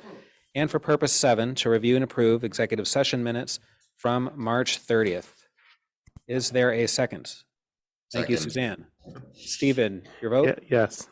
Mariah, Yes. Suzanne, Yes. Helen, Yes. Andy, Yes. Nancy, Yes. Valerie, Yes. and I also vote yes.